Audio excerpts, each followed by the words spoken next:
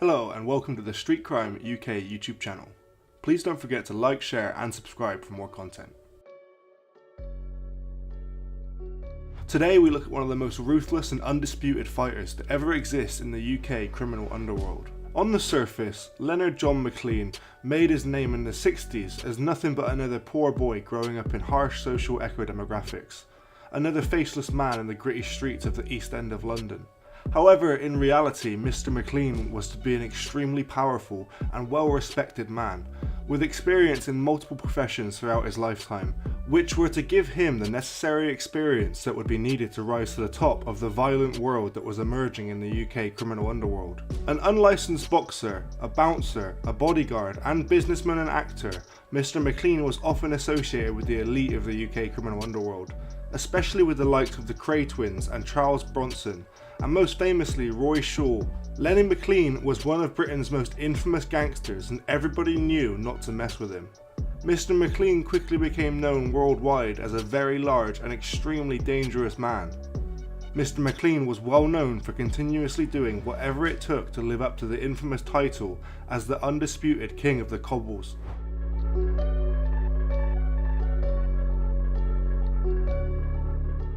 Lenny McLean was born on the 9th of April 1949 on his Nan Campion's bed, as his mum Rose and dad Lenny Sr. were living with his grandmother at 61 Gospel in Hoxton in the north of London. Lenny and his family were one of the first to move into Godwin House in Kent Street, Bethnal Green. Lenny had grown up with his brothers and sisters Linda, Barry, Lorraine and Raymond. It was hardly the highest of societies. A bleak landscape of factories, poverty and a strong sense of community, but with limited opportunities for anyone outside of crime. Leonard McLean Sr. was earning good money as a crook, helping bookmakers selling knockoff gear, and was extremely successful as a con man, doing whatever he could to make a bit of extra money for his family. Mr McLean Sr. had been a Royal Marine during the Second World War, but had a major heart operation a year before joining. After he caught a near fatal disease in India which affected one of his arteries to his heart, giving him only 2 years to live. Mr McLean Sr. had unfortunately died 2 years to the day of receiving the news when Lenny was still very young. Mr McLean Sr. was buried in Stamford Hill in the Albany Park Cemetery. When Lenny went with his cousin Tony McLean to look for his father's grave, he found out that his dad had been buried in a pauper's grave, a grave with no headstone, which was common for working class men with not a lot of money to be buried at the time. His mother Rose, being a very attractive woman and now left alone to raise a family, had tried her best to raise the family alone, but during this time there was not a lot of support for a single mother who had been left alone to raise a family, but she did her best. However, as time went by, one man in particular was helping out a lot, and he'd been starting to make advances toward Rose for quite some time. Well, eventually Rose gave in and things started to get serious. Rose eventually brought this man home and introduced him as Uncle Jim, and said that Uncle Jim would be helping out now and looking after everyone. Although everyone was wary at first, he soon brought everyone gifts and was always playing games, and was to begin with at least a nice new addition to the family. However, things were about to change. Uncle Jimmy's real name was Jim Irwin, and as soon as he and Rose had tied the knot and became married, Jim Irwin became a completely different man. Mr McLean and his younger brothers suffered greatly at the hands of their alcoholic stepfather, Mr Irwin, who did not hesitate once he moved into the family house and put his hands on his stepsons and their mother during his years of drunken violent rages. Mr Irwin broke Lenny's legs when he was 5, and broke his jaw when he was 6. When he was 7 he broke all of his ribs. He bashed a young Mr McLean around right about until he was 12. Mr McLean explained in his biography. This was a completely different society to the one we know today, and there was no child line for children who were in trouble to ring. In fact, you had to be quite well off to even have a house phone. Lenny even explains that his mother knew what was happening, but being a single mother with 5 children, this man was paying the rent and putting food on the table. Unfortunately, it was a time where little opinions existed for single parents. Worse still for one in a terrible domestic abuse situation. Mr McLean had suffered several broken bones at the hands of Mr Irwin. However, when Mr Irwin had now gone a step too far and dared to attack Mr McLean's infant brother with a belt, When Mr McLean's nan found out, she called her brother Lenny's great uncle Mr Jimmy Spinks, who was himself a notorious local gangster, weighing in at 21 stone and standing at 5'9". He was described as an extremely powerful man, and once he had heard what had happened, he was not too impressed to say the least. Mr Spinks then took it upon himself to find and proceed to beat Mr Irwin within an inch of his life, threatening to leave his face a mess, or better still, cut his throat should he ever need to come back to the house to protect the children again. And with that beating and realisation that his drunken cowardly behaviour would no longer be tolerated within the family home, Mr Irwin got his stuff and disappeared. Mr McLean has explained many times that he took a great amount of inspiration from his great uncle Jimmy throughout his life, and as a result of this inspiration, when Mr McLean became a famous street fighter and unlicensed boxer himself some years later, Mr McLean stated that every victory he earned on and off the cobbles was on behalf of any child who might be suffering or going through any of the things that he had got to go through in his younger self. Mr McLean's childhood of constant violence and physical and mental abuse led him to express his own anger and rage in a very unique and uncontrolling way. When Mr McLean had lost his temper, he became unstoppable, which would often result in several men having to come together in an attempt to hold him back, gaining Mr McLean the nickname 10 Men Len, due to the number of men it usually took to be able to restrain him. Mr Spinks, Lenny's uncle, had become somewhat of a father figure to Lenny McLean during the 50s and 60s. Mr Spinks was the governor of Hoxton and was very well known and respected. He was in one of the gangs that ran the horse racing circuits. Mr Spinks was giving protection to all the important bookmakers who were operating at the time, especially for the head bookmaker, a Jewish man who went by the name Lasky. Mr Spinks was a very generous man, but extremely powerful and menacing. Mr Spinks was always dressed immaculately, and it was commonplace to see him in a white shirt, tie and a big hat, with a Crombie overcoat and the pinstripe suit, always the finely dressed gangster. In this forgotten era, men tended to fight more often than not to settle disputes. It was around this time that Lenny would have his first fistfight and found out that fighting was something he was very good at. Lenny's first paid fight was when his younger brother had come into the house crying with a fat lip. Once he calmed down, his mother had discovered that it was a bully who had lived below them. A young lad named Brian had been picking on his brother and punched his lip. Lenny's mother looked at him and said, "Go and sort him out, Lenny." And Lenny went down to Brian, who was the same age as Lenny at the time but a much bigger lad, and hit him so hard that he started to cry. Upon arriving back home, Lenny's mum went to her purse and paid him 3 old pennies.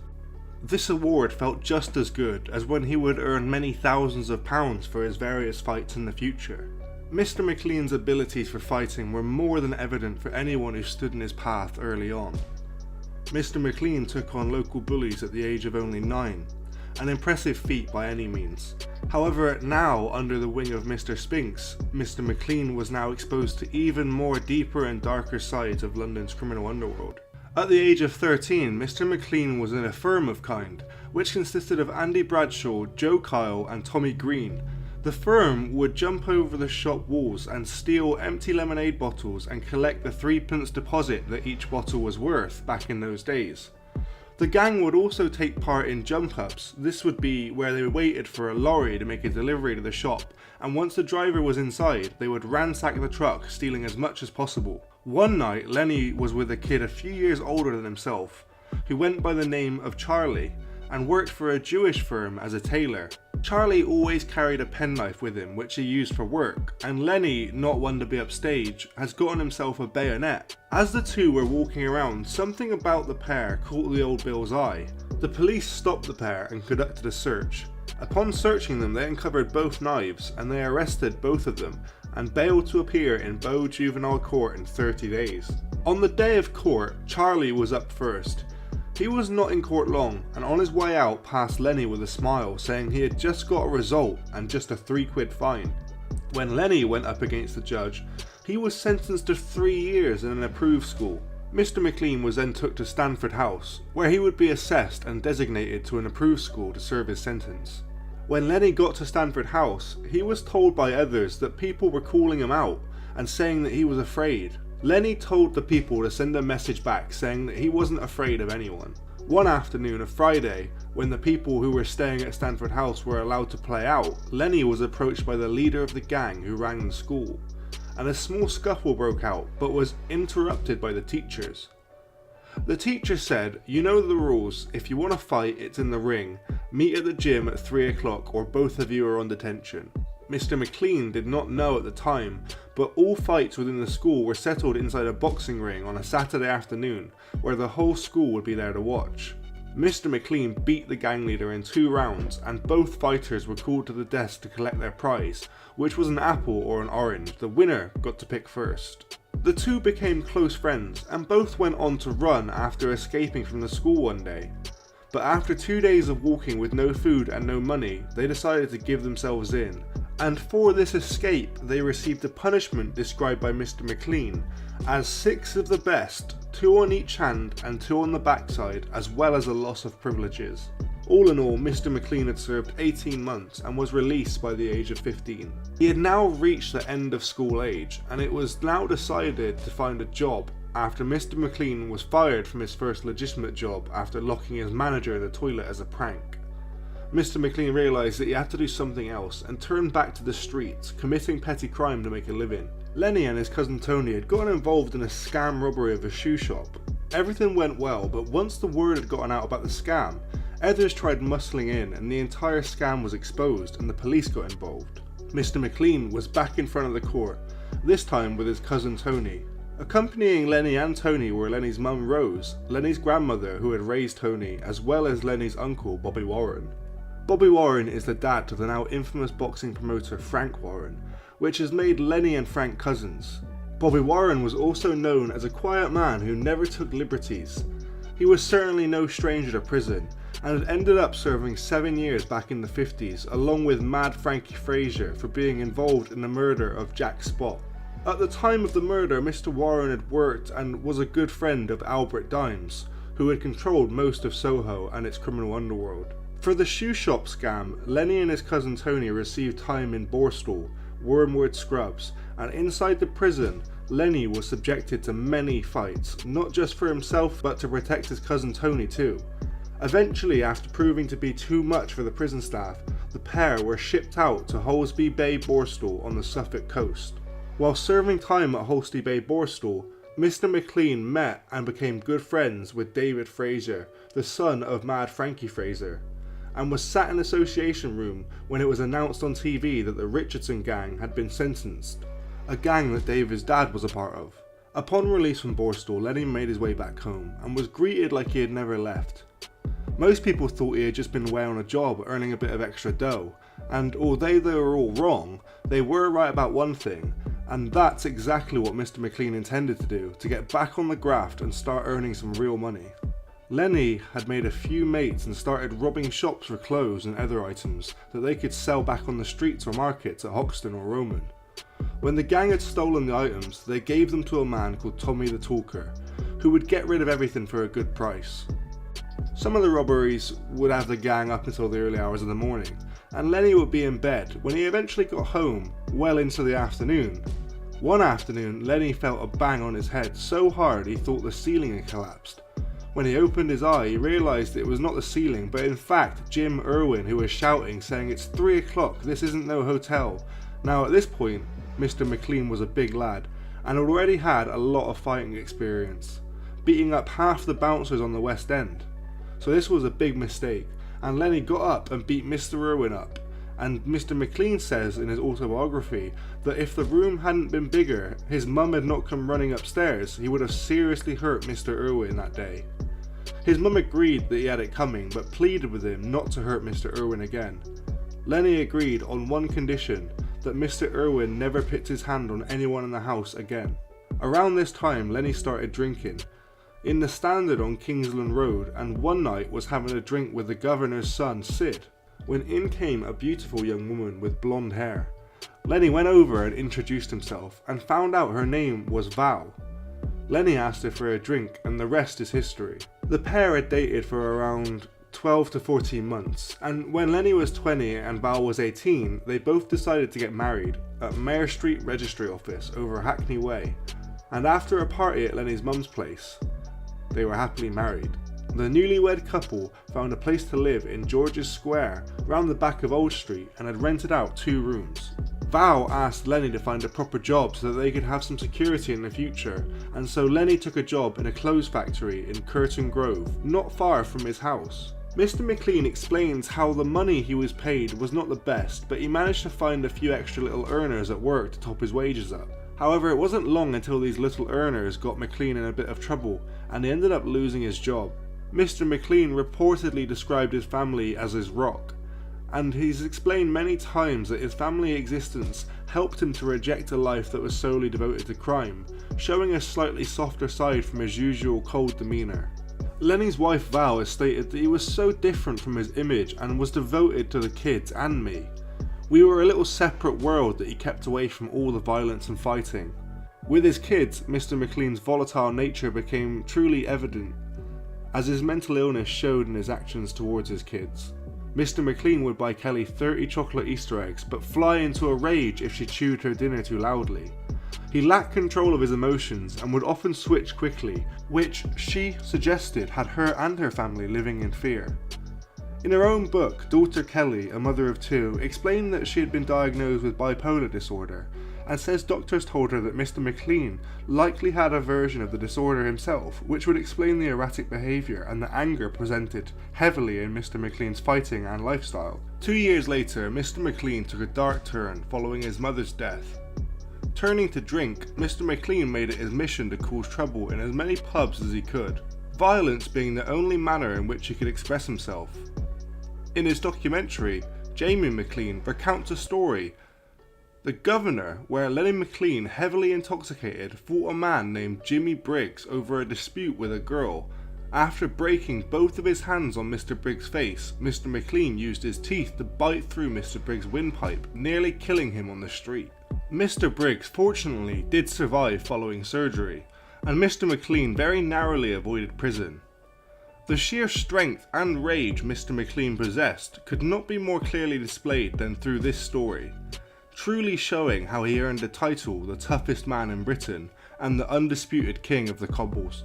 Following this incident, Mr. McLean decided to stop drinking, instead using his strength and skills for security work in the busy London nightclubs. Through this profession, it was inevitable that Mr. McLean would have to mingle with some of London's most ruthless gangsters, acting as an enforcer in several circles. Following his retirement from fighting, these circles included those of celebrity and criminal underworld. It wasn't until Mr. McLean was 26, however, that he was introduced to fighting.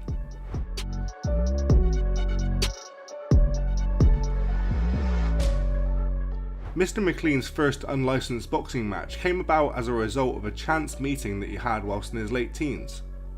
When his car broke down in Blackwell Tunnel, he abandoned it and went to buy a replacement from a local criminal associate known as Kenny Mack, a gypsy used car salesman who worked in Kingsland Road, Hackney.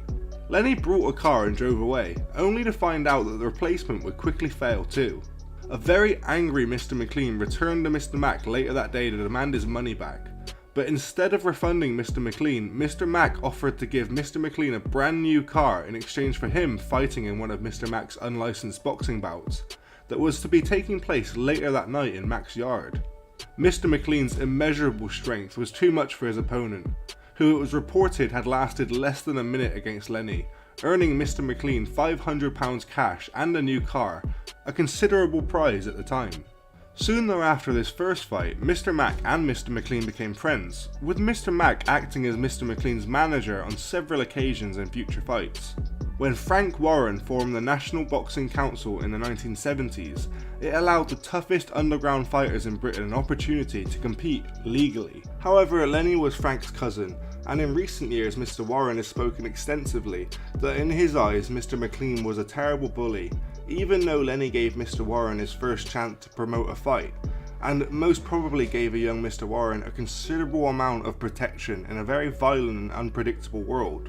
Mr. McLean faced a problem a lot of fighters face when they want more money for all the risk that they have taken, and this still happens to this day, but you can imagine the percentages of pay cuts were a lot worse back in the beginning. However, Frank was now calling the shots, and Mr. McLean was burdened with an extensive criminal record. one that ensured that along with his cousin, who was the head of the Boxing Council board, that Mr McLean would never in any circumstance have an opportunity to become a licensed boxer.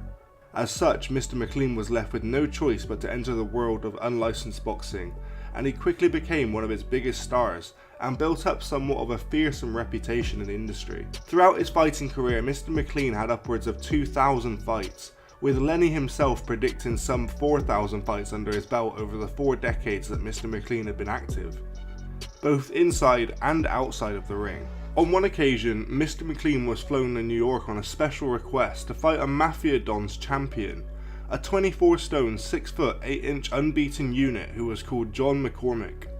However, Mr McLean's sheer strength rendered him unconscious in minutes, with Lenny hitting him so hard that he managed to break both his hands during the fight. Over all his fights, one opponent in particular stood out. That was his legendary nemesis, Mr Roy Shaw. A firm hatred began between the two, and Mr Shaw had an equally brutal and ruthless reputation for violence to Mr McLean, spending his adult life in prison as well as in Broadmoor, having been declared too insane to function in a normal prison setting. Whilst Mr McLean had become an underworld enforcer and unlicensed boxing powerhouse, his name was feared up and down the country.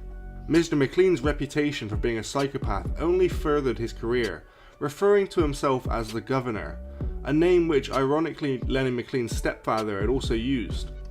A fact which was like a red rag to a bull to Mr McLean, using both these factors to build a reputation for himself into the undisputed king of the cobbles.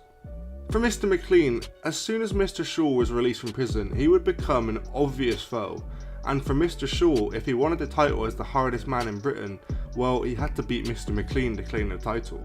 In their first meeting, Mr McLean was woefully unprepared for what came from an older and more skilled fighter, Roy the Mean Machine Shaw, and lost quickly to Mr Shaw in his first fight, but was hasty to arrange a rematch. But this time things would be a lot different. Lenny had now realised that his anger and brute strength was not always going to be enough in a fight, and he would now have to actually train for a fight, something Lenny had never done.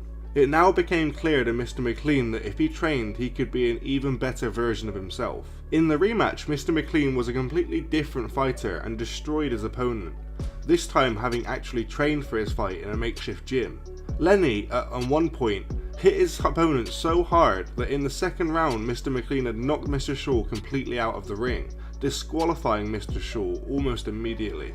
In their third match, Mr Shaw hardly stood a chance against the now well-trained and very well adapted to a new style of fighting Mr McLean, who did not hesitate to exhibit his newfound strength that he could come to be known for against his old enemy Roy Shaw. As a nearly unconscious Mr Shaw was helped to his feet, Mr McLean could be heard shouting from the ring, "I'm the Governor," taking Mr Shaw's nickname. The name is the one only given to the best fighter in the UK. Lenny was the Governor and never lost the title.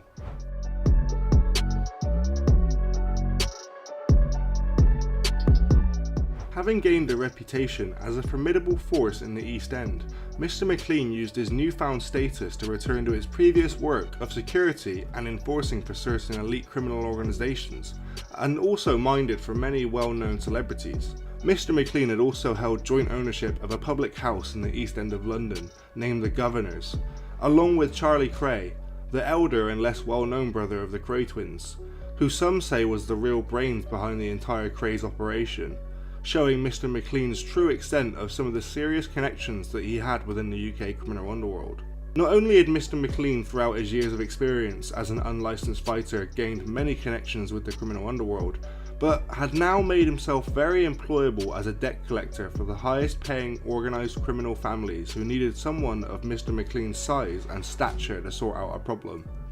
According to Mr McLean's autobiography, his name was also quite useful for the smooth progress of various criminal dealings within the UK, as everyone knew if Lenny was involved, there was no messing about. It was also reported that he used to be used by members of the Provisional Irish Republican Army and the Mafia when they were doing business with criminals in the UK. Despite Mr McLean's evident notoriety, and extensive as it was, it failed to stop people from acting out at the pubs and bars, especially young lads who were unaware if or who Lenny was, and extremely intoxicated at the clubs that Mr McLean's security team had managed. On one occasion, whilst minding the door at the Barbican, Mr McLean was shot at close range in the arm and backside with a shotgun by a hitman on a motorcycle. In such a situation, he did not hesitate to chase the offender on foot before calling a cab and walking himself into the emergency room, very luckily surviving the following surgery. Not only was Mr McLean strong, but Mr McLean was very resilient, even with the worst types of pain, explaining just how he did so well both inside and outside of the ring. Following fighting, it was soon made evident just how many enemies that Mr McLean had acquired through fighting. A few years soon after the shotgun incident, Mr McLean was attacked in his own home when his wife answered the door to a masked gunman. The assailant took 4 shots at Mr McLean as he was coming down the stairs, though none of the bullets hit, and the shooter had disappeared by the time Mr McLean got to the door. Soon thereafter, Mr McLean was attacked at home again, this time as he had driven back from work. As he locked his car, Mr McLean was shot in the back of the shoulder as he made his way inside once again. Mr McLean again survived, but this time not even attempting a hospital visit. Mr McLean was now extremely upset and would later discover that one man was responsible for both attacks at his home. Upon receiving this information, and only now in a fit of rage, Mr McLean got his stuff and decided to track him down. The man Mr McLean was looking for was Billy Quinn, a boxer and drug addict who Mr McLean had apparently humiliated by giving him a beating, showing him just how dangerous his enemies from the fighting world could be. A potential life sentence if someone wanted to take it personal. However, no matter how hard Mr McLean looked, he could not find Billy Quinn, and so for now, Mr McLean tried to stay busy and focus on other things. He had a fight coming up with the Mountain York and was training and getting ready for his fight when one day somebody came in and told Lenny that Mr Quinn was in the other room and was sat there with a grin on his face, but that Mr McLean was unable to go into that room because there was a door blocking the room. Mr McLean ripped the door off and confronted Mr Quinn, who had gone pale and dropped to his knees upon seeing Mr McLean fly inside the room in a fit of rage. He begged for mercy, explaining that he was on the gear and he had done that in an act of moment of madness and he would do anything for forgiveness. From there, all that I know is that Mr McLean shook his hand and accepted his apology. Within a few months, Mr Quinn was found dead and his murder is still unsolved to this day. Lenny was arrested in connection with the crime but denied any involvement and was cleared of any wrongdoing. Around this time, many people had made an attempt on Mr McLean's life. It was beginning to become a regular occurrence. One of Lenny's friends had came to him and told him that there was a car driving around the manor with 4 guys who wanted to shoot Mr McLean. Mr McLean grabbed his friend and asked why he didn't tell them that he is not a hard man to find, as he drinks in the Green Man pub every day. On another occasion, Lenny was drinking in the Green Man when a friend who was running late, known as Johnny Price, asked to borrow Lenny's car so he could get to where he needed and back. He wouldn't be long, and he would chuck Lenny a drink for his troubles. Mr McLean agreed, but warned Mr Price to hurry up as he didn't want to be sat around waiting to go home. Hours went by and Mr Price had still not returned, and Mr McLean, who by this point had quite a few drinks, was starting to get very angry. As he was about to get up and inquire where Mr Price had gone, another friend ran into the pub and explained that Mr Price had gone to another pub called the Nile. However, upon arrival, another car pulled up and shot Mr Price in the back of the legs. In his work, Mr McLean was known for taking the motto, "Treat kindness with kindness, but treat violence with violence," a motto Mr McLean displayed all too well in numerous fights that he got into with work. One of these fights landed Mr McLean in prison. In 1992, while working the Hippodrome in Leicester Square, London, Mr McLean removed a disruptive man by the name of Gary Humphreys, reportedly on drugs, for streaking and harassing women. Mr McLean admittedly broke the man's jaw in a scuffle.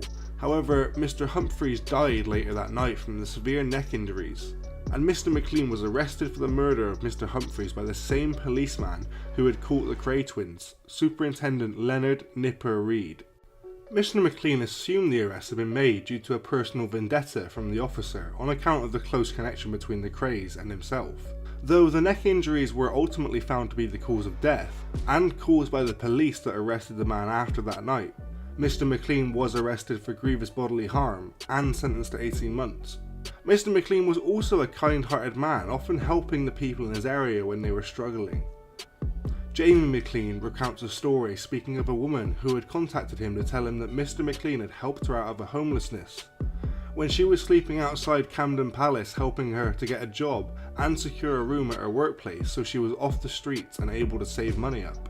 The woman reportedly credits Mr. McLean with saving her life by getting her off the streets. Despite his criminal lifestyle and background, Mr. McLean's position as a supportive member of society cannot be understated, as he took care of those around him in his area.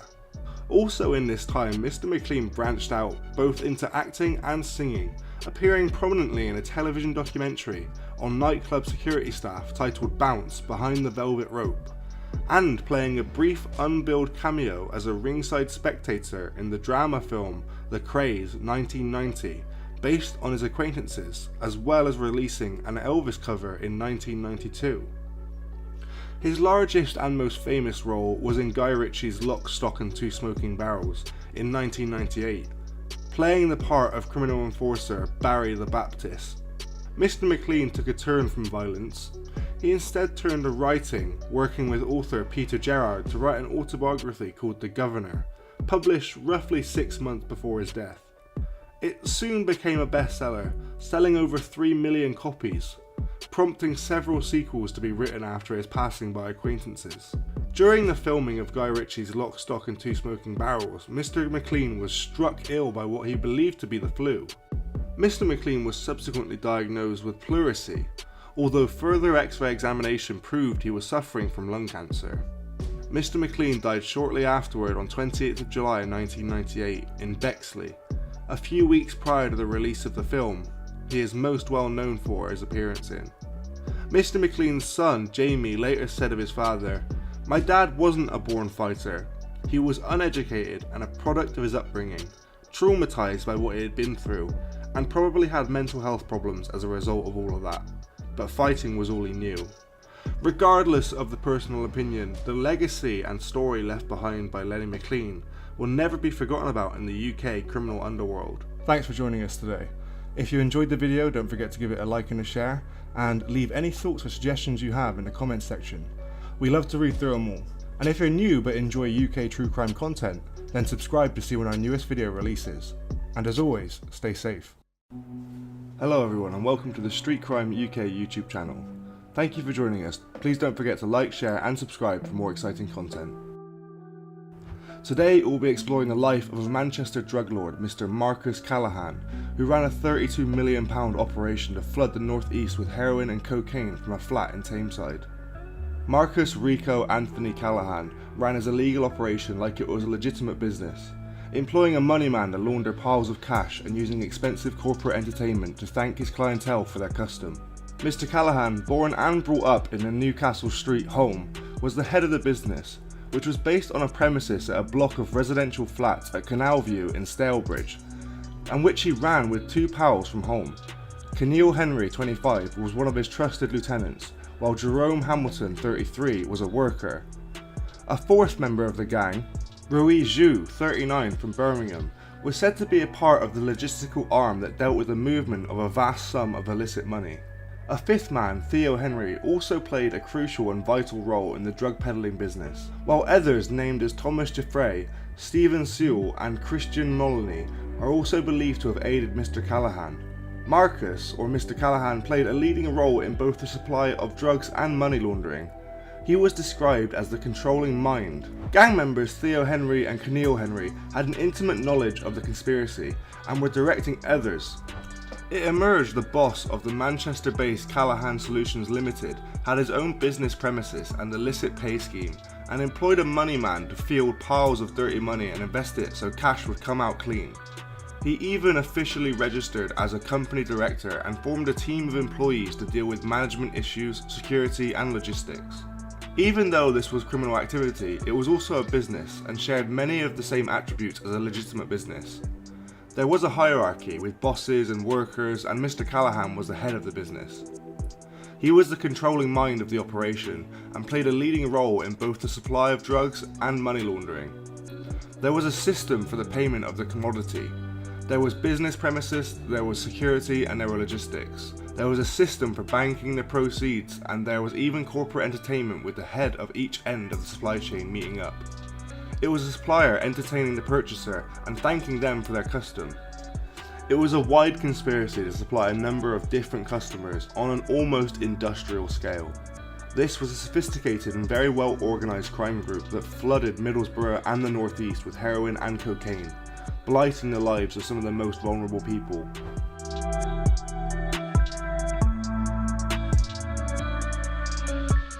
A unique attribute of Mr Callaghan's drug fiasco that sets it apart from other drug peddlers was the way he treated his customers. In a time where customer service was unheard of in the drug world, Mr Callaghan went to great expense to look after his customers.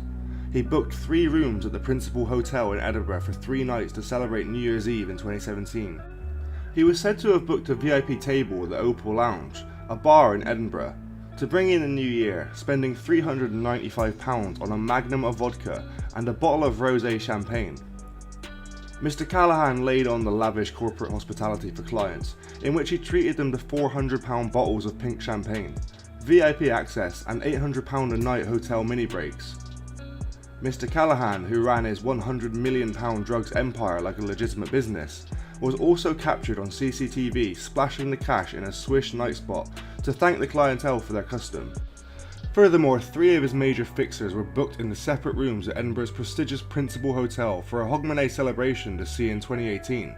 Hogmanay is the Scots word for the last day of the old year. In 2018, where luxury hotel rooms in the Scottish city can cost hefty sums as well.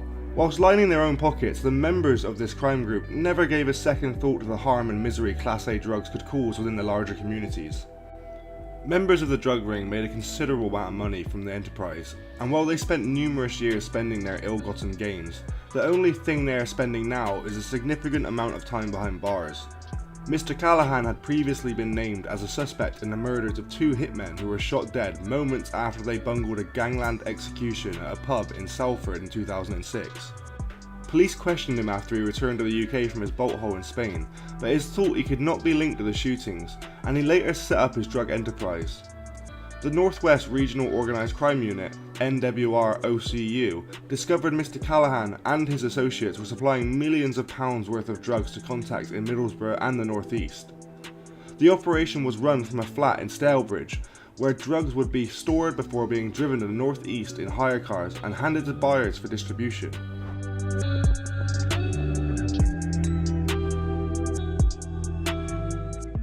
The Gooch Close Gang, also known as the GCOGs, or Gooch Close Original Gangsters, or simply the Gooch in Manchester, is an organised crime group based in Moss Side and surrounding neighbourhoods of South Manchester.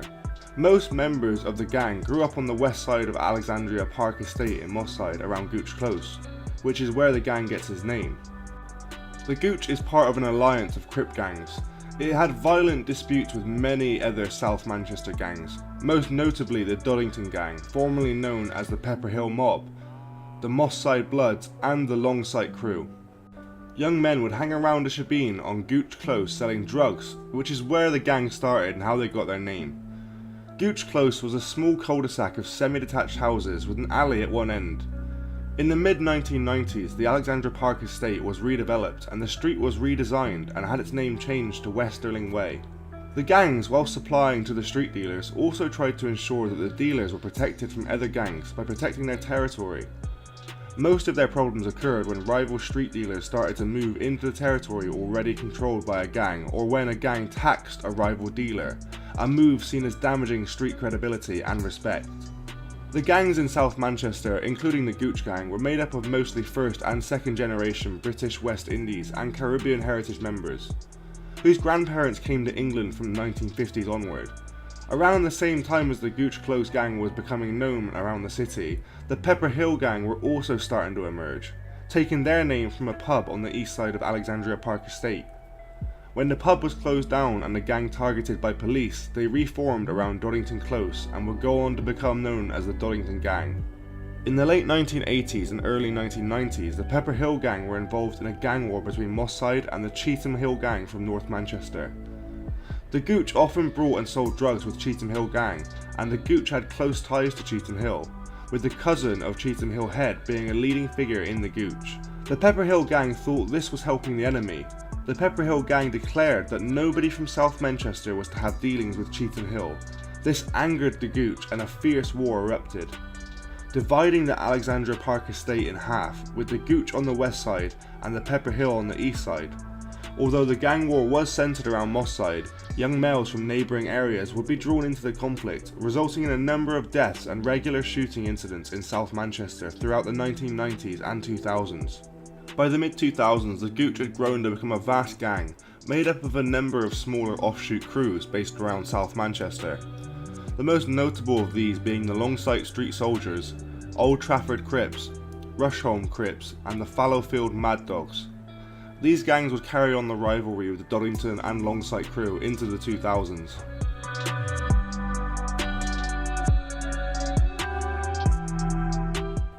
Smartly dressed and aged 28, Miss Constance Howarth told an Old Bailey jury she was no gangster.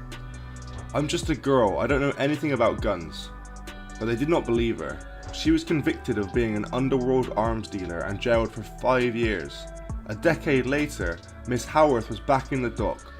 This time she was charged with conspiracy to murder and jailed for life with a minimum of 20 years to serve.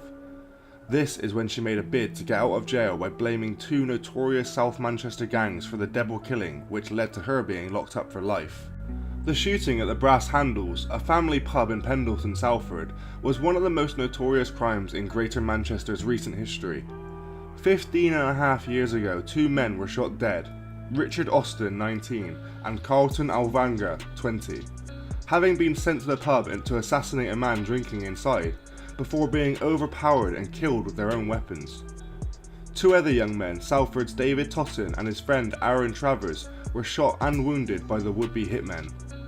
In the moments before the failed assassins were killed by some unknown person or people inside the pub and dragged outside, it had been engineered by Bobby Spears, Paul Macy's right-hand man, who had fallen out with the intended target of the shooting, David Totten.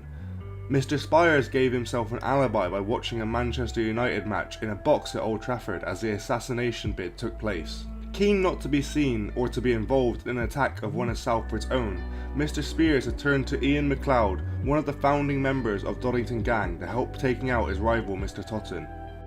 Mr MacLeod was a veteran of the drug wars of the 1980s, who had gone into the security business.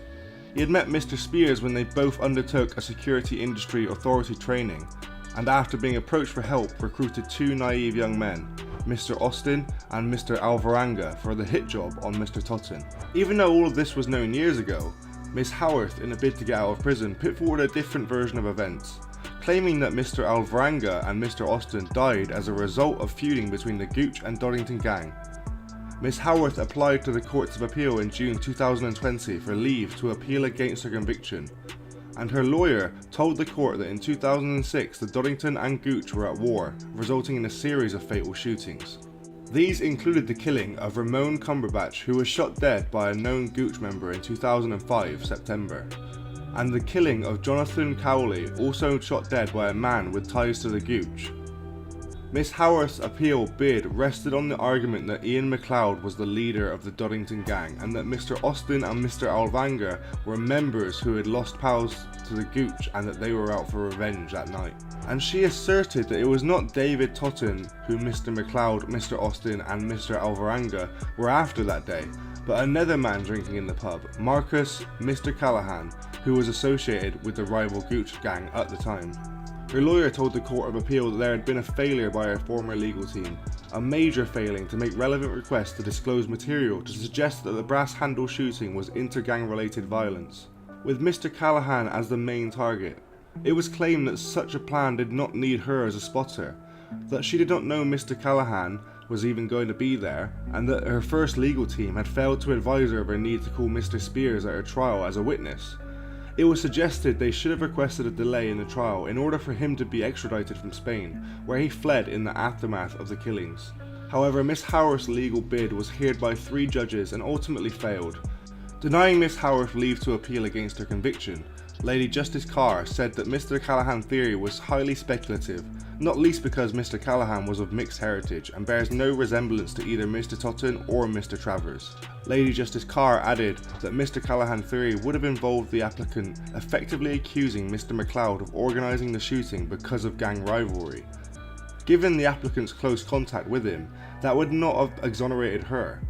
Advancing this theory would have exposed Miss Howarth to the likelihood, if not certainty, of her previous convictions for perverting the course of justice in the context of a serious gangland murder and firearms offences being admitted before the jury.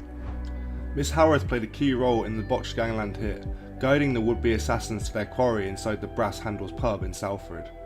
At about 2:15 PM on March 12, 2006, the family pub in Pendleton was busy with locals watching the Manchester United vs Newcastle game on television.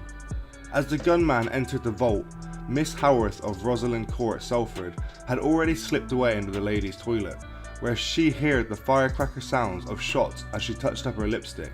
Richard Austin and Carlton Alvarenga were reluctant to carry out the hit, and were seen being forced out of Ian McLeod's car in the minutes before the attempted hit, and when it was catastrophically wrong for them, the pair walked to where David Totten and Aaron Travers were sitting together.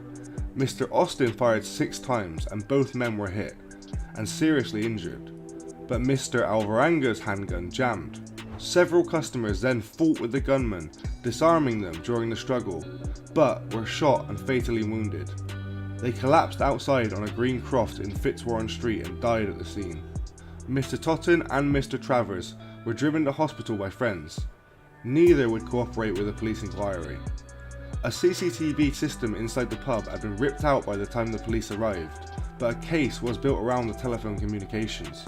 Miss Howarth was convicted alongside Ian McLeod, who received a life sentence and a recommendation to he serve 21 years. Bobby Spears, who had fled to Spain in the aftermath of the shooting, was extradited in 2009 and convicted after a second trial. He was jailed for life and must serve at least 23 years. Sometime before the shooting, Mr. Totten was refused entry at a nightclub in Manchester. He told the doorman he was a friend of Bobby Spears, who already was inside. The bouncers fetched Mr. Spears to the door, even though he knew who Mr. Totten was. He feigned ignorance. Mr. Totten then started to drink in Mr. Spears' local, the Brass Handles, which it's believed Mr. Spears interpreted as a threat. This petty spat was considered to be a potential spark for the murder plot. In 2009, Marcus, or Mr. Callaghan, was named as being a person of interest in connection with the murders of Mr. Austin and Mr. Alvarenga, but was never called up as a witness or called up for investigations. It remains to be a mystery of what Mr. Callaghan was doing exactly at the time of the execution.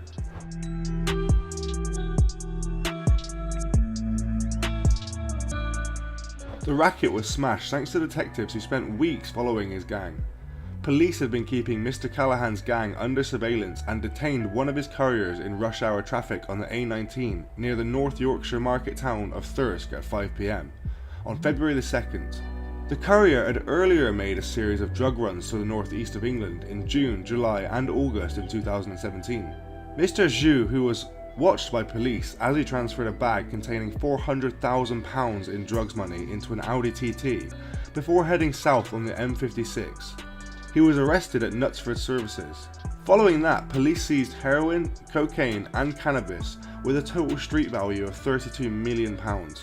When police raided 2 potential properties linked to the operation at Canal View on February the 4th, officers uncovered the heroin, cocaine, 40 kilos of cannabis and £200,000 in cash and debtors lists. They also found an 8-point drug dealer's instruction manual which stated change car every 3 or 4 weeks, change numbers every 2 weeks and spend £500 on phones and numbers, all tactics to try and stay ahead of police.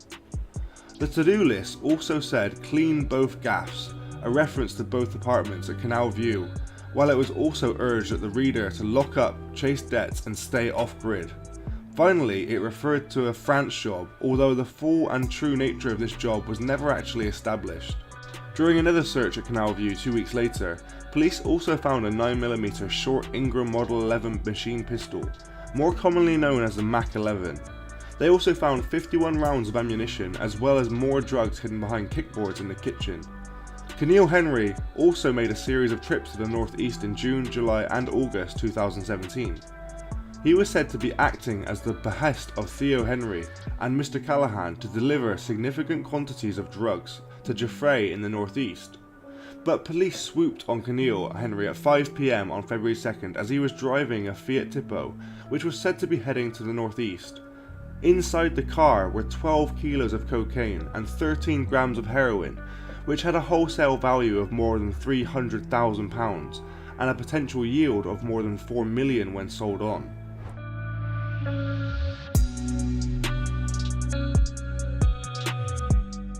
In sentencing, Mr Callaghan was found guilty of 2 counts of conspiracy to supply Class A drugs and 2 counts of conspiracy to supply Class B drugs. He was also convicted of conspiracy to acquire or use criminal property. Now he is facing a 24-year jail sentence after he was convicted of conspiracy to supply huge quantities of a high-purity Class A drug. His month-long trial at Manchester's Minshull Street Crown Court was surrounded by high security, including armed police. The jury found him not guilty of possessing a firearm with intent to endanger life and possessing ammunition with intent to endanger life. Keneal Winston Henry, 25, of Colmington Close, Holme, was also found not guilty of possessing the gun and ammunition with intent to endanger life. He admitted 4 counts of conspiracy to supply Class A or Class B drugs. He also pleaded guilty to acquiring or using criminal property. Jerome Noah Hamilton, 33, of Northdown Avenue, Holme, was found not guilty of 4 counts of conspiracy to supply Class A or B drugs. The Crown offered no evidence against him on the gun and ammunition charges, and not guilty verdicts were recorded, but the jury found him guilty of acquiring or using criminal property. Ruiz Yu, 39, of Graham Street, Birmingham, was found guilty of using or possessing criminal property. Thomas Jeffrey, 33, described as the head of the Middlesboro operation, and who was caught on CCTV with Mr Callaghan at the Opal Lounge, was jailed for 13 years and 4 months.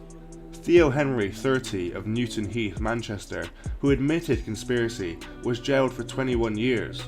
3 Middlesbrough men, Stephen Sewell, 38, Christian Moloney, 33, and Richard Llewellyn, 34, pleaded guilty to drugs offences at an earlier hearing to the involvement in the racket. After the case, Deputy Inspector Jason Pye from the North West Regional Organised Crime Unit said, "Today marks the end of a very long but successful investigation into one of the biggest drugs operations in the North. Officers spent hours poring over the footage of this group and watched as Marcus or Mr Callaghan strictly ran his business, mirroring more legitimate enterprises." Mr Callaghan denied being boss of the gang, claiming he was a local manager or caretaker who provided a safe house. Sentencing Judge Martin Rudland said, "This is a crime at a very high level, and anybody who spends any amount of time in these courts will appreciate the devastating effect that controlled drugs have upon individuals. Communities are blighted by the actions of those who, in order to feed their addictions, commit crimes. The consequences for those who supply drugs in their quest for gain will be severe." Mr Callaghan is now serving his sentence at the Category A prison Belmarsh, having been convicted for leading a lucrative drugs conspiracy. From a small gated residential complex at Canal View, Stalybridge, Mr Callaghan ran an operation described as being on an almost industrial scale. He and his fellow conspirators in Greater Manchester and in Tameside have now all been locked up, bar one who faces sentence tomorrow. As well as funneling wholesale quantities of drugs to dealers out of the region, Mr Callaghan's gang sold closer to home with references to Rochdale and other areas of Manchester in documents found. The crimes committed by Marcus Callaghan would never be forgotten about in the UK criminal underworld. Thanks for joining us today. If you enjoyed the video, don't forget to give it a like and a share, and leave any thoughts or suggestions you have in the comments section. We love to read through them all. And if you're new but enjoy UK true crime content, then subscribe to see when our newest video releases. And as always, stay safe.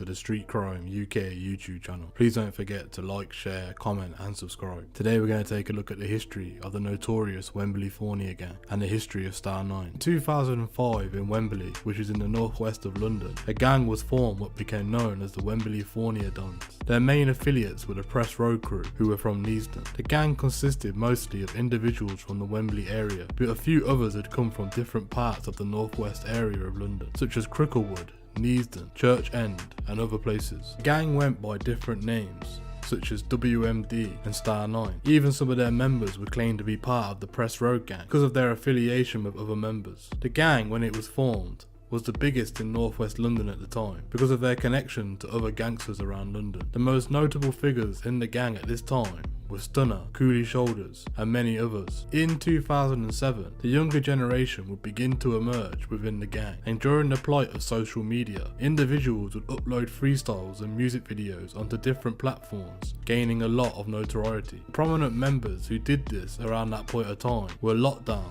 Hypno, Debo, Nutcase, along with many other members.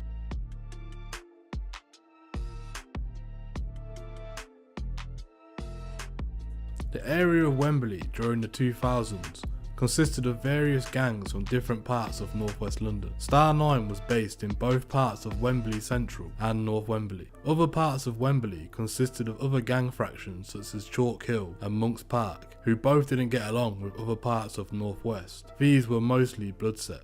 This caused a few notorious gang wars to emerge. Both Star 9 and Press Road gangsters would often ride out together and combine their power to face different areas. Monk's Park, Chalk Hill and Hurst Crescent Estate are other areas within Wembley. They would often do a lot of YouTube videos, freestyling about their lifestyles and mopping their rivals, taking shots. There were videos of both Star 9 and PRS dissing their ops, but they both got taken down. Yo, Hypno, Star 9. Niggas talking stiff about calling Mister. Trust me, my niggas give it more than a blister. I said mouse, screw on the whisper. Duffy is Clark, who dump him in the river. 2 weeks later, get found by a fisher. It's relied road, got bitches carrying skins, it might be a sister. Come blacked out, straight up like a ninja. Kidnap your ass, leave you locked in the basement like you're a prisoner. Beat off the tin, make it dance like the linger. Seem like yo, when you see me in the dance, yeah, I'm looking fucking hard, not Ed Hardy dog, straight up Star 9 guards. You know how we move in the rain, yeah, we move to your veins, two should be wet like a bath. Name's Hypno, yeah, I'm on the task. Be prepared for the war, cause we're bound to blast. So don't get it twisted, get your face lifted. Nah, never walk down my path. Nah, never walk down my path. Come in, come back out, there's no chance. I leave your head cracked open. All in the yard, I'm in the yard with your margin. I got a spliff full of punk, Alizé, I'm quite drunk. Got a runner with a gun, and he's running with a pump. I keep it fresh in the slums. If they distress my funds, I haven't pressed and dumped. We make the witness run, you might catch me wearing a polo, light jeans, white Air Force, that's my dress code. But we not legit, so we move from Popo, Black Rose gang, cause nobody knows what we under. From the age of 10, yeah, I had to know the ropes. And every pocket in the inside of my coat, cause the youngers move green, ride the older juggle coat. We mock, don't distribute yokes. This is Ella when real niggas fluctuate. But every day your mum screams, put the guts away. My phone popping on the spot, put the pus away. I'm trying to make pics, so holler if there's another way. They call me Hypno, I'm sick bro. I'll draw for the night of the gang and then I'll stick it through your lip bro. I'm schizo, you don't wanna see me go flip mode. I'll go on and you, I'll punch you so hard you will think you had a scuff with Kimbo. Yak mixed up with Vimto. And if a nigga's talking stiff, we get dark like Tincho. Fisting him up, stabbing him up, leaving with some brick clothes. I leave a nigga running down my road up on his tiptoes. And this a new world order. Man's making peace, hitting cells round the corner. Yo, this is Star 9 Wembleyfornia. If a nigga's talking stiff, he's getting moved to in the Bora. My man them like to go around the borders, we're explorers like Dora. But if you're talking stiff, then we run up on you quick and then we smack you up, dump you in the water. Yeah, we like to deal with the torture. Yeah, we like to slaughter. We'll kidnap your daughter. So don't talk hard, cause we got dogs that's hotter than a sauna.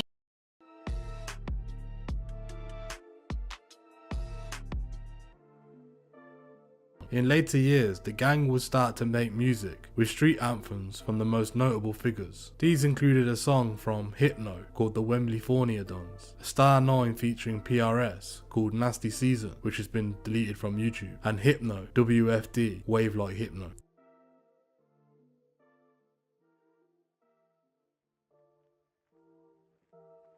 They would consistently release music every few months, but it didn't last very long. There was a lot of tit-for-tat stabbings from both sides of Wembley, and both Central and North Wembley would often go to war with the Hearst Crescent Gangsters. Burglaries and other crimes would also be implemented against each other. This led to members of Star 9 getting nicked by police. It was reported that Kalita Cordonanu had forced his way into a house in Buxton Crescent in Wembley and stole computer equipment and a television, but also helped himself to alcohol and the victim's clothing. The 22-year-old, whose last known address was First Avenue in Wembley, had pleaded guilty during his first appearance at Harrow Crown Court, but was released on bail and did not return for his sentencing. Police believe he may have since travelled between London and Europe. Daniel Leon Baptiste, who was 28 at the time, was last known to be living in Hearst Crescent, Wembley, but police believe he went on the run after a burglary at the initial City Link warehouse. Officers say he knows the police were looking for him, but he failed to turn up when they asked him to attend an interview. Police had suspected Eon Damien, who was 21, of stealing mobile phones, jewellery and other possessions during burglaries around the border areas between Harrow, Brent and Barnet. He was last known to live in Elms Road in Harrow. And also Amza Dumitrash, who was 29 at the time and had links with Brent and Northamptonshire, was wanted for a burglary in Kingsbury Road in 2009. Chief Superintendent Matthew Gardner, who was at the time the Borough Commando for Brent, said the criminals who violate the privacy for their victims' homes must be punished. Chief Superintendent Gardner said, "My officers are determined to reduce crime and lock up more criminals. There are no hiding places in Brent if you break the law. We will do everything we can to keep burglars and robbers in custody and place them in front of the courts." Detective Inspector Rebecca Reeves of Brent's Priority Crime Unit said, "I want to appeal directly to those men whose photos we have issued and their families and ask them to do the right thing. Hand yourself into the police station and stop running. Face up to what you've done and start repaying your debt to society. My promise to you is that we will treat you fairly." There were other small Wembley fractions that had ties to other areas in the northwest, such as BC, BW and SMB, just to name a few. These gangs were linked up with a few individuals from Star 9, but would also have ties with their rivals. So basically, they didn't pick sides, they were mutual. Some of these were from Monk's Parts themselves. The gang itself was created for the sake of creating gangs. Most of the individuals came from good backgrounds and weren't poverty driven, but rather lost and confused, participating in gang culture to make a name for themselves in the streets of Northwest. Their feud with certain areas never escalated to the point where someone had died, but there had been many attempts. As the years went by, the gang got smaller and smaller, and eventually they disbanded. Thank you for joining us today. What are your opinions on the Star 9 gang? Please let us know what you think in the comments below. Thank you for joining us. If you enjoyed this content, please don't forget to like and share, and if you're new to the channel and want to see more Street Crime UK content, hit subscribe and press that bell so you can join us on the next video. Thank you for joining us, and until next time, stay safe.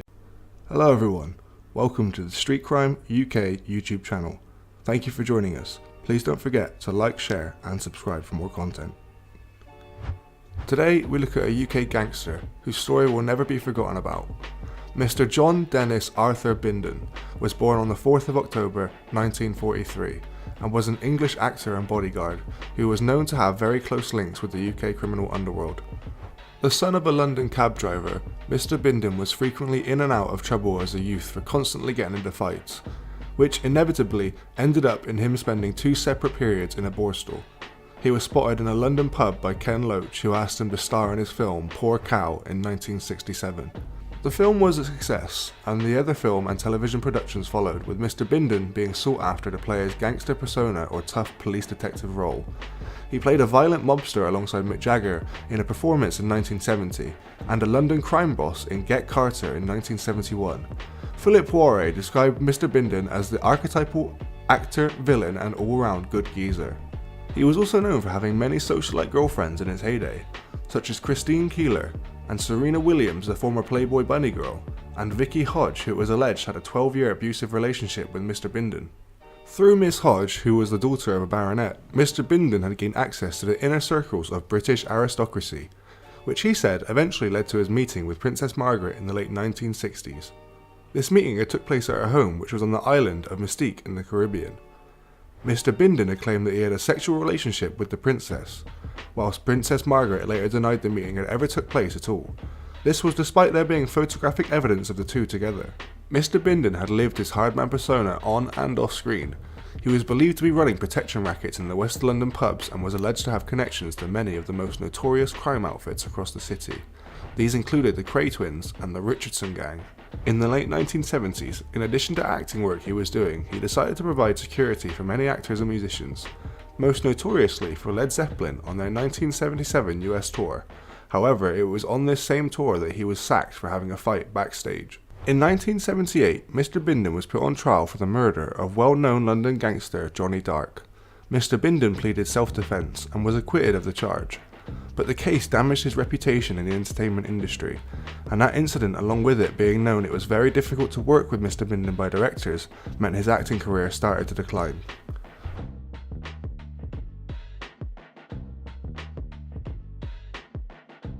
Mr John Bindon was born in Fulham, London, and was the son of Dennis Bindon, a merchant seaman and engineer turned cab driver. He was the second eldest in a working class family of 3 children.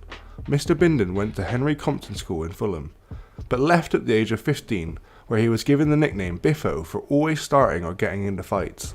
As a teenager, he served time in a Borstal for possessing live ammunition. After jobs ranging from laying asphalt to dealing in antiques, with his best friend for several years being the glamorous and now infamous international antiques dealer Mr John Hobbs, Mr Bindon, however, eventually pursued a career in acting. In 1968, he met Vicky Hodge, a baronet's daughter who was a model and actress. She had introduced him to the inner circles of British aristocracy. Once Mr Bindon worked his way up the social ladder, he was invited to the Caribbean island resort of Mystique, where Mr Bindon claimed to have a sexual relationship with Princess Margaret. The biographer of Princess Margaret, Noel Botham, was also of the opinion that Mr Bindon had in fact had an affair with the princess. It was during this time that Mr Bindon gained the nickname Big John. This was due to the reported overwhelming size of his penis. It was also reported that he did go back to Mystique for a second time in 1969 and took his girlfriend Miss Hodge with him. The princess later publicly denied meeting Mr Bindon whatsoever. This was despite pictures of them being released of them sitting next to one another. And Princess Margaret was reportedly very unimpressed to hear allegations of sexual encounters involving herself being published in the press. Mr Bindon was also awarded the Queen's Award for Bravery, a police bravery medal. He received this for diving off Putney Bridge into the River Thames to rescue a drowning man. This incident happened in 1968, however, there were rumours that he had pushed the man in himself and only rescued him when a policeman had appeared. It was well known amongst friends and enemies that Mr Bindon had a very violent temper and a naturally intimidating personality. He was accused of running a protection racket in West London, targeting pubs, restaurants and cafes. There are also suggestions of connections to the Richardson gang and the Cray twins, who had backed and supported his control of West London. They did this as well as back his rivalries with opposing gangs from South London. The South London rivalries were what some have suggested to be a major factor in contributing to his bankruptcy when he began to accrue drug debts. The true extent of his involvement in the English and UK underworld has never been reliably fully understood or established. Mr Bindon's best known film roles were for his appearance in Get Carter in 1971 and the Who's film Quadrophenia, which was released in 1979, where he played as a drug dealer. He also appeared in television series such as Public Eye, The Gold Rubbers, Department S, Dixon of Dock Green, Z-Cars, Paul Temple and Special Branch, playing out his usual tough guy roles. Despite having a productive film and television career, Mr Bindon felt he needed a break from acting and decided to go into organising security. It was to be a move which would have disastrous personal and financial consequences for him.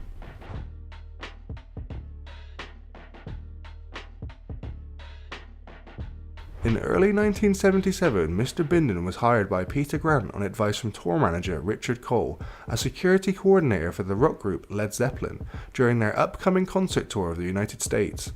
He had previously provided security for actors Ryan and Tatum O'Neal. An incident involving Mr Bindon occurred at the band's concert at the Oakland Coliseum on 23rd July 1977, near the end of their US tour. Upon arrival at the stadium, it is alleged that Mr Bindon pushed a member of the promoter Bill Graham's stage crew out of the way as the band entered via a backstage ramp.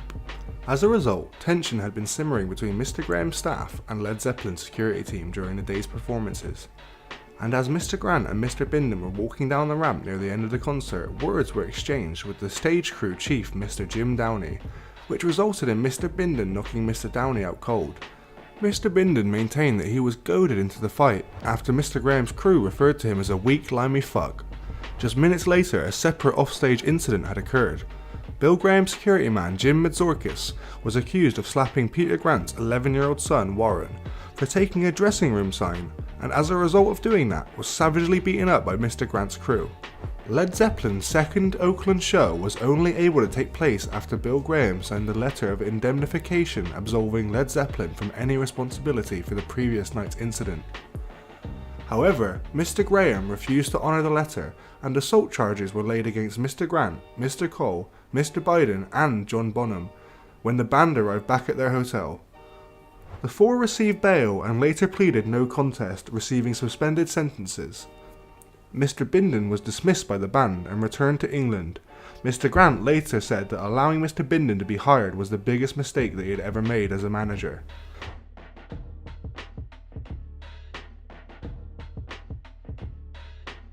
In 1878, Mr Bindon became involved in a fight with John Dark, a well-known London gangster.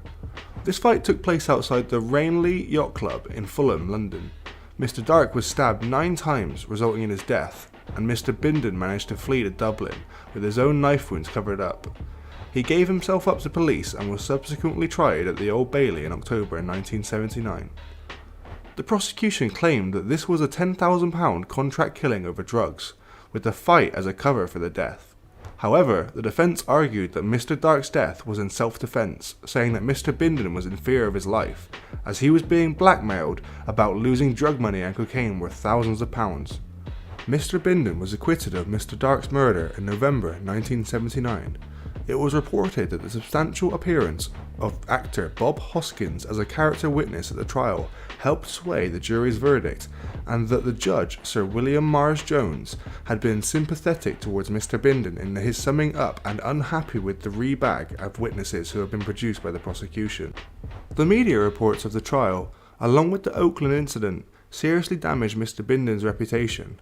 There were, at the time, many other various allegations of a similar violent nature outstanding against him, and he found it increasingly difficult to find any work in the entertainment industry. This was additionally attributed to his reputation for being difficult to work with on set, as much as to his alleged connections to organised crime. It was reported that during the 1980s, Mr Bindon became a much more reclusive figure, spending much more of his time at the Belgravia flat. He died on the 10th of October 1993, aged 50.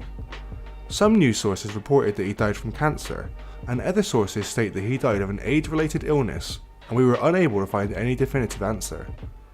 John Bindon, the crimes he committed and the life that he lived will never be forgotten in the UK criminal underworld. Thanks for watching, and until next time, stay safe. Hello everyone, welcome to the Street Crime UK YouTube channel. Thank you for joining us. Please don't forget to like, share and subscribe for more content. Today we'll be taking an in-depth look into the man who was dubbed Britain's richest criminal. So how did this multi-millionaire kingpin of the British underworld go on to mastermind a criminal empire to dwarf any crook of his generation? In his early life, Mr John Palmer, or as he is better known in the UK criminal underworld, Mr Goldfinger, grew up with a large family of 7 children in Warwickshire, England in 1950. Growing up in a deprived household filled with poverty and hunger, crime soon became of an interest to Mr Palmer. It was something he was good at and he knew he could make a lot of money doing it. His dad was a former member of Solihull's Peaky Blinders gang. The Peaky Blinders were a street gang based in Birmingham, England that operated from the end of the 19th century to the early 1900s. The group, which grew out of harsh economic deprivations of working class Britain, was composed of largely young men of lower to middle classes. However, when they had disappeared by the early 1920s, the name of the Peaky Blinders became synonymous slang for any street gang in Birmingham.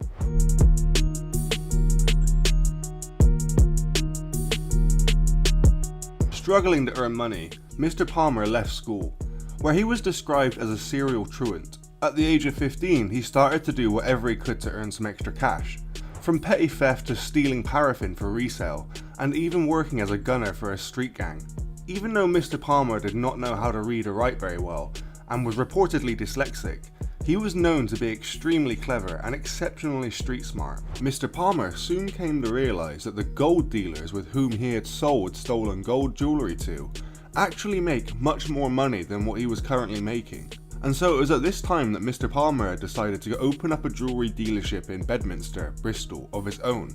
And to do this he enlisted the help of two other criminal business partners that he knew and trusted, Victor Chappell and James Patch. Many speculate that it was this job that gave him the acute taste for precious metals, a taste so refined that it soon earned him the infamous nickname Mr Goldfinger. It was also reported that Mr Palmer received this name after it was reported that he was involved in the handling of gold bullion that had been stolen in the Brinks-Mat raid which took place in 1983. The love life of gangster John Goldfinger Palmer was as complicated as his criminal enterprises. Evidence from his former partner, given during a fraud trial in Madrid, shed light on what life was like during her and Mr. Palmer's 40-year marriage. Mr. Palmer was described in the court as a womanizer, with a string of lovers including two long-term affairs which had resulted in children. Mr. Goldfinger legally wedded Marnie J.A. Ryan in 1975 in Bristol and had two daughters. Miss Ryan was a former beauty queen who stayed with him despite his life of crime. Together, the couple had two daughters who lived with Marnie at their £1 million marital home in Bath. This Georgian mansion had stables, a dressage arena, a swimming pool, and Mr. Goldfinger often referred to Marnie as his wife, but as Marnie herself admits, women are Mr. Palmer's downfall. They are drawn to him like moths to a flame, but he always moves on however much they've helped him survive. It's just the way he is, she says. It was in the early 80s that a former medical secretary, Christina Ketley, met Mr. Palmer at a cocktail party in Tenerife. He was conveniently holidaying on the Canary Islands with his wife Marnie and their two daughters when he was named as a suspect in the heist of the century, in which £26 million worth of gold bullion, diamonds and cash was stolen from a warehouse near Heathrow. Marnie and the children would return to Britain. Mr. Palmer, desperate to avoid justice back in the UK, stayed in Tenerife. During his 18 months in exile, he began an affair with Miss Ketley. This was until he was declared an undesirable by officials and kicked off the island. Miss Ketley is the mother of John Palmer's older son, James Ketley. She was an integral part of his life for 30 years, first as his mistress and then as his common-law wife, in a tranquil corner of Essex. Being younger than his wife, Marnie, Miss Ketley was willing to show her maturity in the relationship and prove to Mr. Palmer and the world that she was much more than just a gangster's trophy girlfriend. And the number of directorships next to Miss Ketley's name at Companies House was a testament to that. It was reported that Miss Ketley had 6 companies in the UK and 7 companies in Spain. Among her commercial enterprises portfolio is a pawnbroker's shop, a second-hand jewellery store, and a beauty parlour in Essex. According to Spanish law enforcement agencies, it is alleged that Miss Ketley's played a prominent role in Mr. Palmer's criminal empire, being totally interwoven in his timeshare rackets in Tenerife. Another of Mr. Palmer's lesser-known mistresses was Saskia Mundinger, with who he had a child as well. It was also reported that Miss Mundinger is also suspected to be deeply involved in Mr. Palmer's criminal enterprise.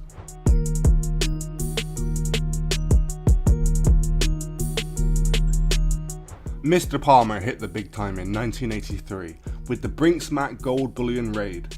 The heist was known as the biggest heist in the UK criminal history at the time. While brutal gangland murders and very unfortunate accidents had befell at least 20 of the criminals and police officers that were connected or associated to the Brinks-Mat raid, Mr. Palmer somehow managed to walk away unscathed. The Brinks-Mat robbery occurred at Heathrow International Trading Estate, London on the 26th of November 1983. £26 million, now equivalent to £100 million, worth of gold bullion, diamonds, precious metals and cash were stolen from a warehouse. The bullion was the property of Johnson Matthey Bankers, which collapsed following the years after making large loans to frauds and insolvent firms.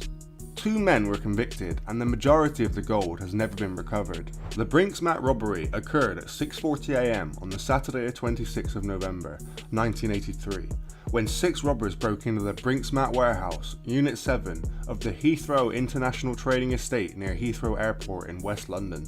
It was described as the crime of the century. The gang gained entry into the warehouse by bribing a security guard. Once inside, they poured petrol all over staff and threatened to light them with a lit match if they did not reveal the combination numbers of the vault. The robbers thought they were going to steal £3.2 million in cash, but they found 3 long tons of gold bullion and stole more gold, diamonds and cash than they expected. 2 days after the robbery, a couple saw a white-hot crucible operating in a garden hut at a neighbour's property near Bath, Somerset. Suspecting it might be linked to the bullion robbery, they immediately informed the police. The occupier of this house was John Goldfinger Palmer. Mr. Palmer evaded arrest at the time after fleeing to Tenerife with his family only days prior to his company being raided and its directors arrested. Mr. Palmer's family returned to England, whilst he sold his remaining assets back home and set up a timeshare business at an island village together with Miss Ketley near Playa de las Americas. He attempted to move to Brazil but was arrested and his entry refused as he had travelled on an expired passport. Now being deported back to England, Mr. Palmer was forced to face trial. However, despite Mr. Palmer admitting to the court that he did in fact melt down gold bars from the robbery in his garden, he was acquitted during the trial after repeatedly claiming that he wasn't given any indication or at any time made aware by anyone that the gold he was melting was stolen. In the years that followed, Mr. Palmer seemingly managed to stay out of trouble, but this was not the case however behind the scenes. Mr. Palmer was secretly building an enormous timeshare pyramid scheme in Tenerife, which would propel him to the position of 105th on the Sunday Times rich list, a position he shared with the Queen.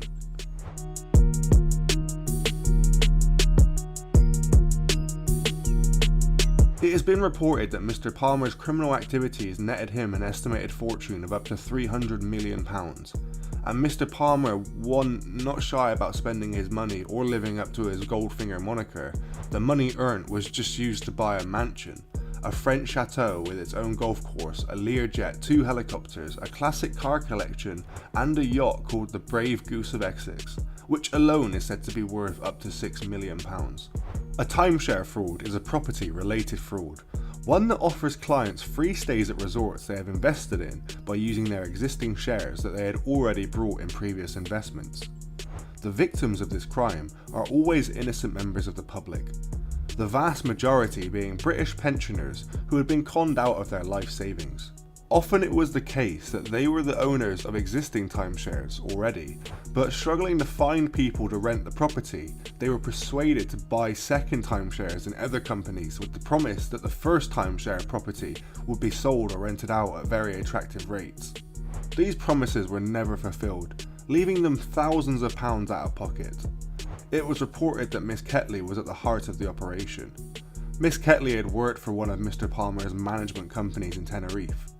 In 2001, both Miss Ketley and Mr. Palmer were prosecuted for their involvement in the timeshare racket. Mr. Palmer defended himself during legal proceedings after sacking his legal team in what has become known as one of the longest timeshare fraud trials to ever take place in British legal history. However, Mr. Palmer didn't do a very good job of representing himself to the court and was found guilty of masterminding the largest timeshare fraud on record and jailed for 8 years for his crimes.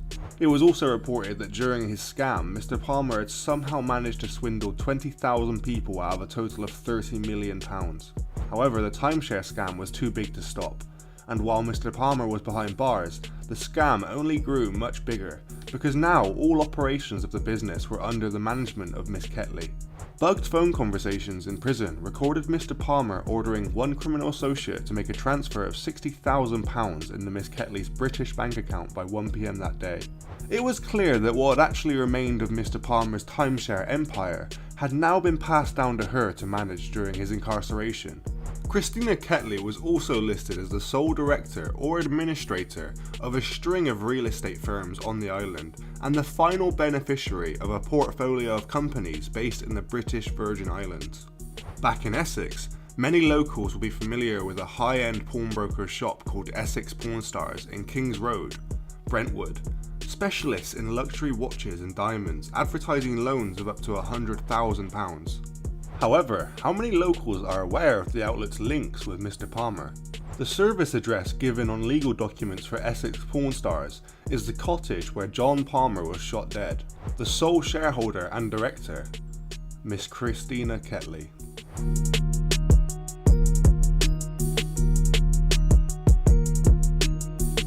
The infamous Mr Goldfinger's luck finally ran out on the 24th of June 2015 when he was shot 6 times by an unknown assassin. The killer and his or her motives still remain unknown to this day, just like most of Mr Palmer's secrets.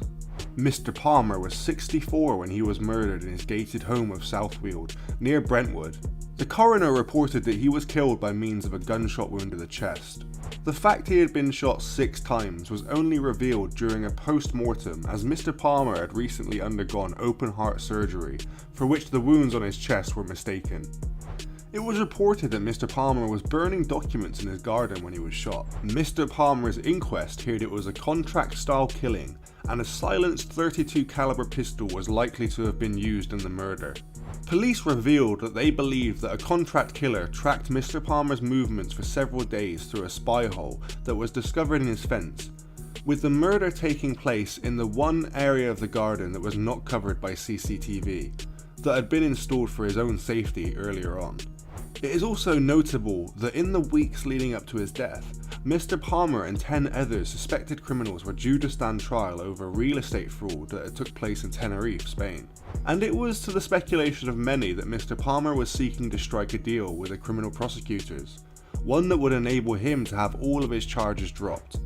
While no one still to this day knows the true reason as to why Mr Goldfinger was murdered, one theory circulating was that Mr Goldfinger had turned over a new leaf and was now working as a police informant, which of course would be jeopardising the interests of numerous figures in the UK criminal underworld. Another often cited theory is the curse of Brinks-Mat. The so-called curse of Brinks-Mat, or curse of the Brinks-Mat millions, refers to the early deaths of many of those who were allegedly involved in the robbery. These deaths were all related in many ways, but one particular factor stood out, and that was that each person was somehow or some way related to laundering of the gold that was stolen. Many famous gangsters, from Charlie Wilson and Solly Nahom to Gilbert Winter and Mr Goldfinger, were all assassinated one after another. In the book Goldfinger and Me, his wife Marnie lifts the lid on Palmer's rise from a deprived childhood in Birmingham to a life of yachts, private jets, helicopters, fast cars, cocaine addiction, and infidelity. His criminal exploits in Tenerife, as well as his links to the Hatton Garden jewellery heist, are laid bare in a very interesting read. The crimes committed and the life that was lived by John Palmer, or Mr Goldfinger, will never be forgotten about in the UK criminal underworld. Thanks for joining us today. If you enjoyed the video, don't forget to give it a like and a share, and leave any thoughts or suggestions you have in the comments section. We love to read through them all. And if you're new but enjoy UK true crime content, then subscribe to see when our newest video releases. And as always, stay safe. Hello, and welcome to the Street Crime UK YouTube channel. Please don't forget to like, share and subscribe.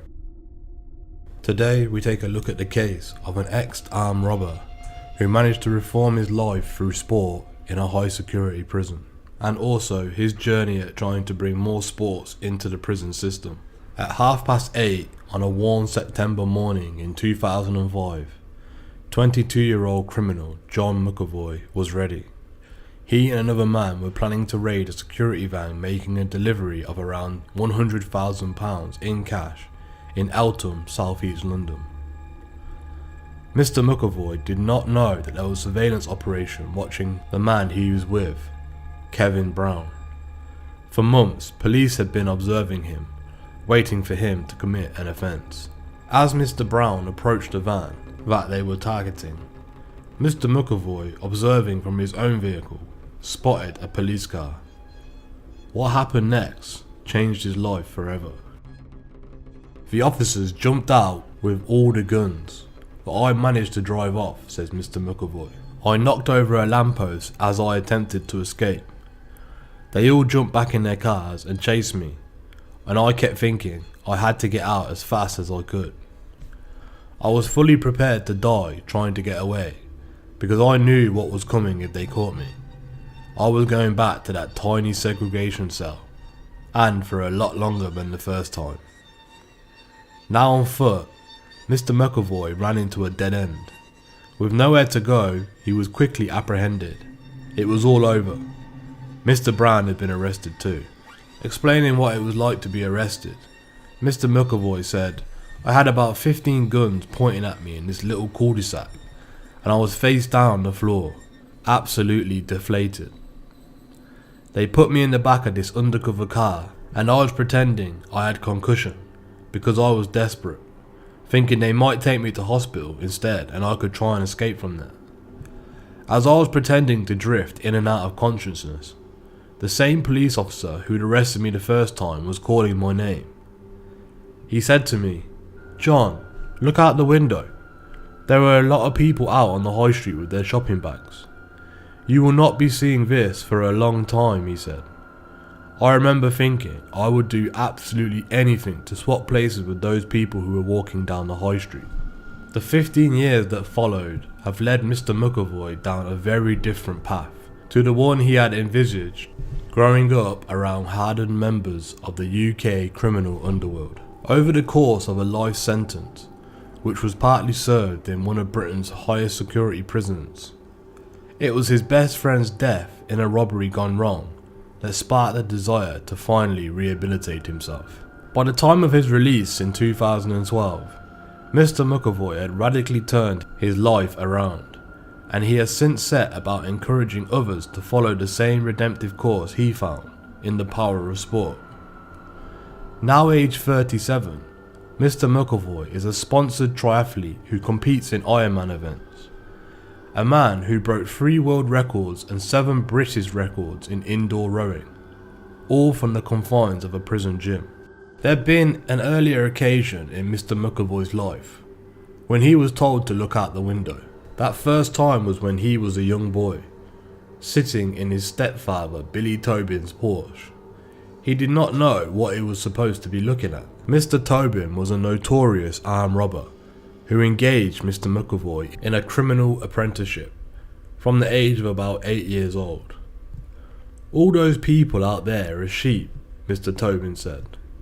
According to Mr McAvoy, who was taught that working and paying taxes would never lead to becoming a millionaire at the age of 21, like Mr Tobin had.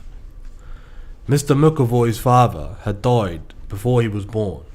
His uncle Mikey was involved in the Brinks-Mat robbery of 1983, when a gang stole gold bullion and uncut diamonds worth £26 million from a warehouse near Heathrow Airport, one of the most dramatic heists in British history.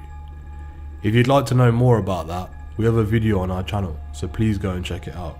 Mr McAvoy's mother worked on minimum wage at a local florist in Crystal Palace. She was unhappy about her son's exposure to that world, but there wasn't much she could do about it. When I was a kid, my mum wouldn't even let me have a toy gun in the house to play cowboys and Indians, he said. She was so anti-gangs and anti-violence, but I was getting older and she could see I was getting pulled further and further into that world. Mr McAvoy's mum used to say, "You're an accident waiting to happen, and if you live your life in the fast lane, you will crash and burn. You'll end up how they all end up, living in a cage and going to prison." The first time Mr McAvoy was sent to jail, it didn't deter him from a life that he lived. In fact, during his time inside, he was determined not to submit to the system. "I had no fear whatsoever," Mr McAvoy says. "Prison was part of the lifestyle. Deep down in your subconscious, you have a reality that you're going to get caught. You hear someone's been arrested. You find tracking devices on your car. You know the police are watching you, and you're always trying to stay one step ahead of them." A lot of the people I was surrounded with as a young boy had been to prison, and it was all about not showing weakness and fighting, and so that's what I did.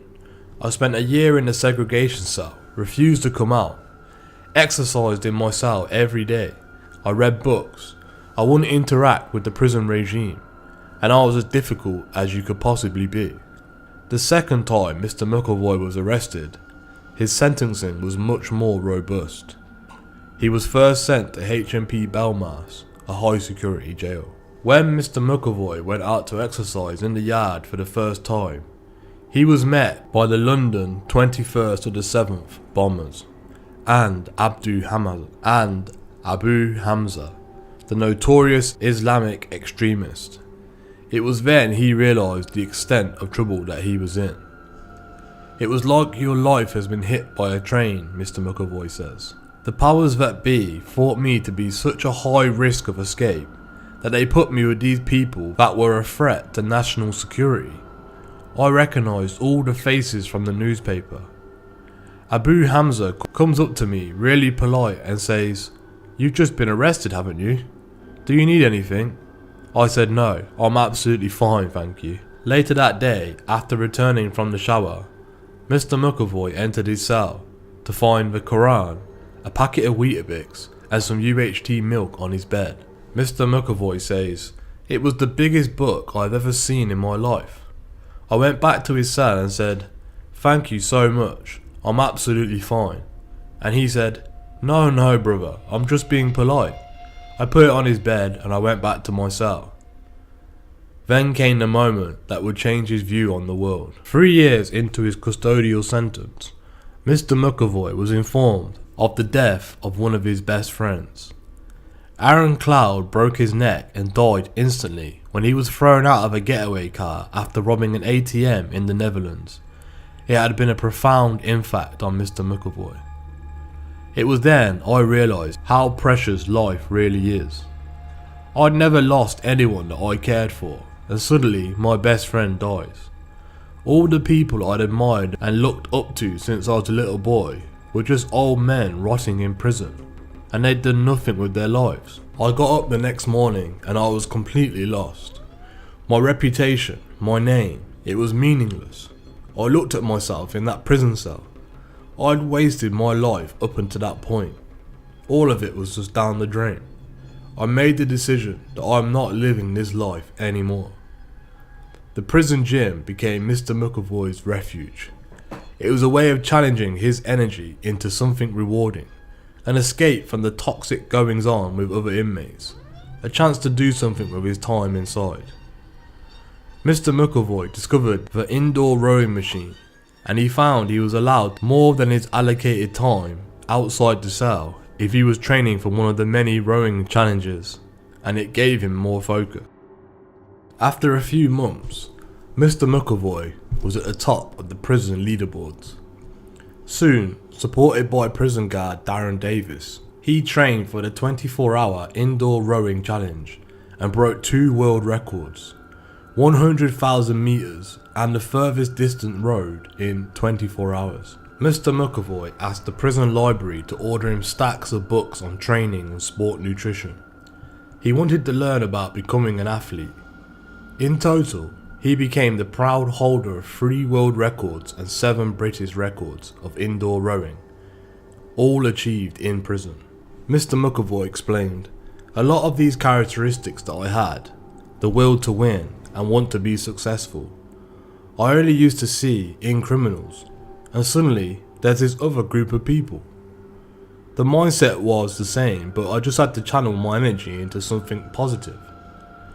Mr McAvoy's progress was noted, and he was soon put up for parole, but it didn't go smoothly. When I went to my first hearing, the judge sat across the table and said to me, "What are you going to do when you get released?" I said, "I'm going to become an athlete." He was a Crown Court judge in his 70s. With his glasses on the bridge of his nose, he looked up at me with a smile on his face and said, "In all my years of sitting in parole hearings for life sentence prisoners, you are the only one who has sat in front of me and said such a thing." Mr McAvoy was absolutely convinced and adamant that he was going to do it, but he found out that his parole had been refused. However, Mr McAvoy was downgraded to an open prison system, where he could take qualifications to prepare for an early release. Mr McAvoy was released from prison in 2012, and one of the first things he did, after getting a Nando's and going to see his mum, was head to a London rowing club in Putney. He wanted to make it as a professional rower. Months later, when somebody typed his name into a search engine, headlines of his past and his mugshot came up. He decided to reveal his story and was met with an understanding, but as it turned out, he was too old to make it in rowing. he turned his attention to endurance sport and triathlon instead, landing a sponsorship from Nike in Ironman races. When the UK's national lockdown had been lifted, Mr McAvoy had ventured into the Alps for a few months to train and work on a project helping young disadvantaged British children experience similar destinations in order to broaden their horizons. In the UK, Mr McAvoy wants to continue pushing for reforms in the prison system that further focus on sport's rehabilitation role.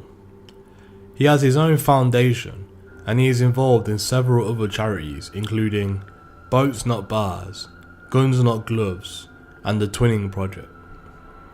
Mr McAvoy has campaigned in support of the initiative of bringing parkrun into prisons and backed the 2018 report that recommended lifting a ban on teaching inmates boxing and martial arts. In 2019, he took up an ambassadorial role with the European Commission, seeking to encourage more people to exercise. Mr McAvoy said, "I just want to have a positive impact on the world and make up for all the wrong I've done in the past." Your view and vision of the world is very limited by what you're exposed to as a child.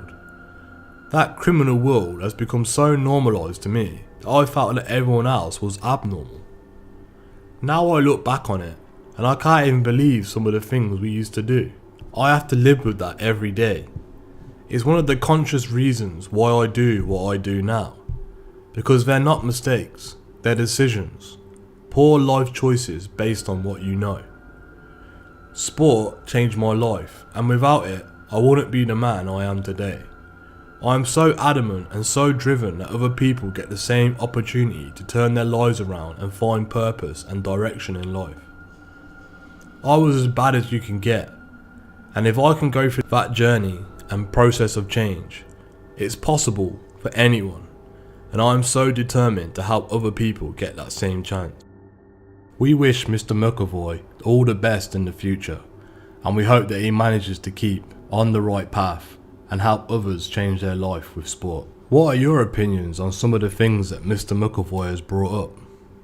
Do you believe that sport should be more involved in prison? What are your opinions on the report that recommended lifting a ban on teaching inmates boxing and martial arts? Do you believe that setting up a martial arts or boxing competition may reduce violence in the prison? And how important do you think that exercise and taking part in sports or physical training plays a part in the rehabilitation of a prisoner? Please let us know what you think in the comments below. Thanks for joining us today. If you enjoyed this content, please don't forget to like and share. And if you're new to the channel and you want to see more from Street Crime UK, please don't forget to subscribe and hit that bell button so you can join us on the next video. Thank you for joining us today, and until next time, stay safe. Hello and welcome to the Street Crime UK YouTube channel.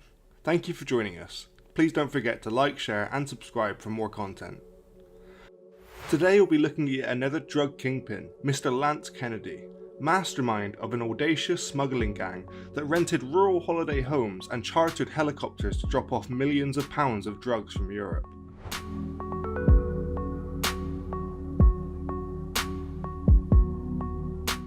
Mr. Kennedy, one of the UK's most prolific drug smugglers, operated an international cocaine trafficking ring that was built in Birkenhead but controlled from Barcelona.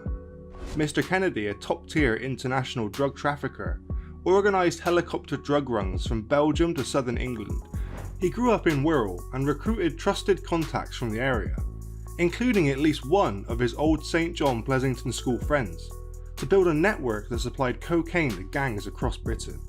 His friends from home operated on the front line, greeting the drug-laden helicopters in Kent, distributing the cocaine to regional criminals and feeding cash payments back to Mr. Kennedy. Though not much is known about Mr. Kennedy's partner, it is believed that he was a proud father of 4 children.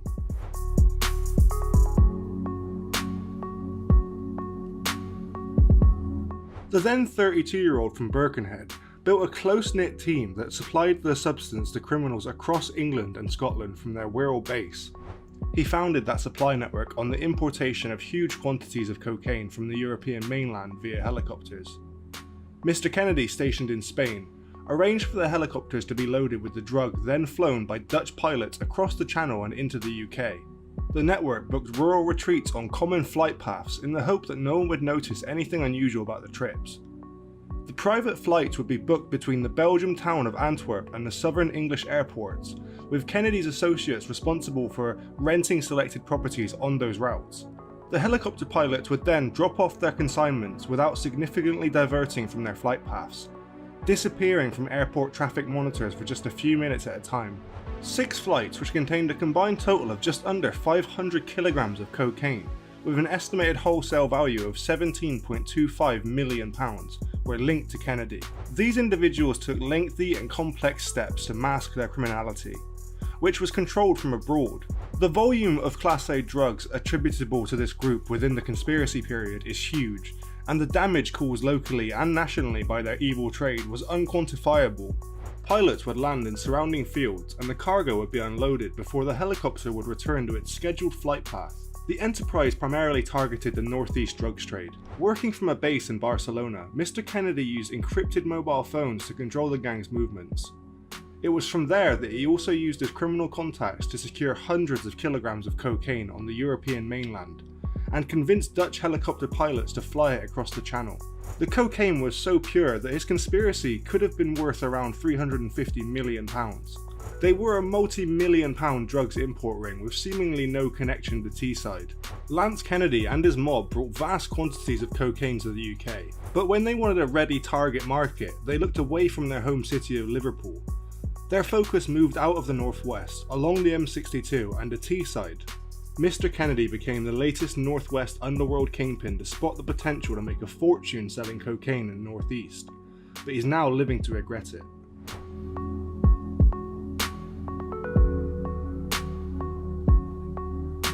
The elaborate 12-membered gang had neatly planned out roles to a precision that even shocked detectives all across the world.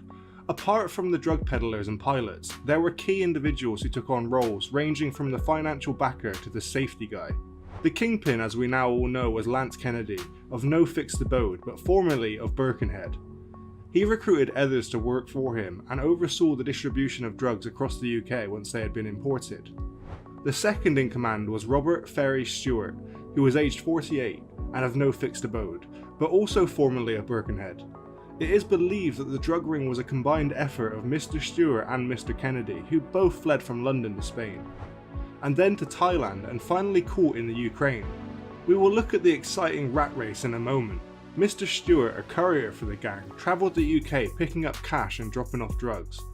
He fled while on bail for a second cocaine and cannabis plot in the northeast, which he was sentenced to for 3 years in his absence. The financial banker was Paris Newcombe, aged 48 and from Beverley Road in New Ferry, who supplied Mr Kennedy with money and rented one of the cottages for drugs drop-offs. He had a close connection to Mr Kennedy and supplied Alison and Connor Fraser Clark with a van to deliver drugs and pick up cash. He was subsequently jailed for 12 years and 8 months after the drug ring was busted. J. Flip Flop Robinson, aged 33 and from Beckwith Street, Birkenhead, was the transport organiser.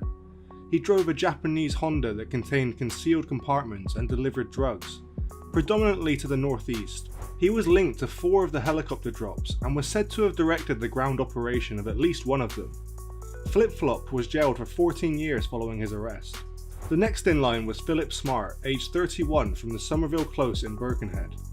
Smart had close contacts with the gang's couriers and was often referred to as the safety guy because of his concern for the drugs being transported. The minder, Connor Fraser Clark, aged 27 from Hassel Road in Rockferry, stored drugs and encrypted phones at his home and delivered drugs and picked up cash on behalf of the gang. He also oversaw the movements of his dad John Fraser and was arrested in North Yorkshire with £210,000 in his vehicle. A later raid on his house led to the discovery of 16 kilograms of cocaine, given a street value of £11 million. Connor was sentenced to 11 years and 4 months in prison. Next was Connor's wife, Alison Fraser Clark, aged 25 of Elmswood Road in Tranmere. She was also arrested alongside her husband Connor. Alison went on trips for the gang with Connor and, whilst heavily pregnant with his daughter, recruited a friend to take her place. After giving birth, she quickly returned to the road on behalf of the gang. Alison had a background of mental illness and was particularly young when involved, and so she was serving a much more lenient sentence of 8 years and 8 months. Another courier was Matthew Payne, aged 35, from Sale Road in Abbeywood, London. His role came to an end when he was stopped with 60 kilograms of cannabis in his vehicle in a separate conspiracy. Mr. Payne was jailed for 11 years.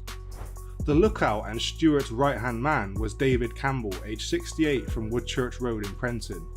Effectively Stuart's right-hand man, Campbell travelled the UK with him and acted as a lookout at times.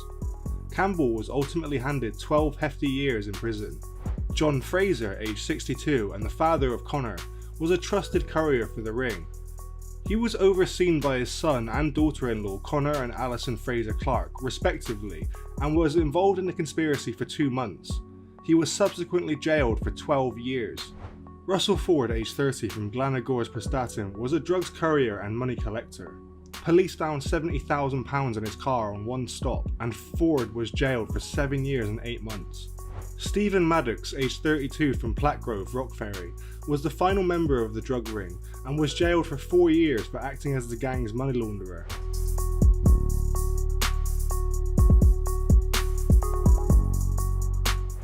The trafficking of cocaine and heroin by Manchester and Liverpool drug lords has become well established among organised criminals. It has led to multi-million pound rings forming as dealers work with counterparts in Middlesboro and Stockton. The appeal to criminals is obvious, cash and lots of it. Teesside is seen as an opportunity by criminals, given the traditionally high level of Class A drug use, which provides dealers with a ready customer base. In 2016, research suggested cocaine use in parts of Stockton was higher per person than that in London, Amsterdam and Paris. Middlesbrough and Stockton are usually the places mentioned in court cases involving cross-country drug gangs, but a disturbing feature of Mr Kennedy's case was that he would also target smaller towns.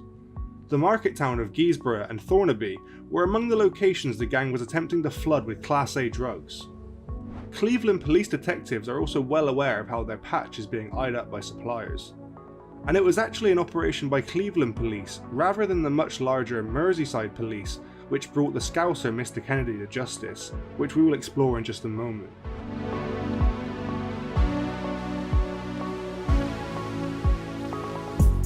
There's also a link with the famous Harry Potter star. Miriam Margolyes' holiday home was used as a drop-off point. A second holiday home used by the gang was the Gun Emplacement Cottage in Dover. The picturesque retreat rented out on behalf of the BAFTA-winning actress Miriam Margolyes has a garden that overlooks the channel and crumbles into the White Cliffs of Dover. Built by the army in 1910, it is said to be the closest home to France on the English mainland. One of Mr Kennedy's highest ranking subordinates, Paris Newcomb, booked the property for the gang in April 2016.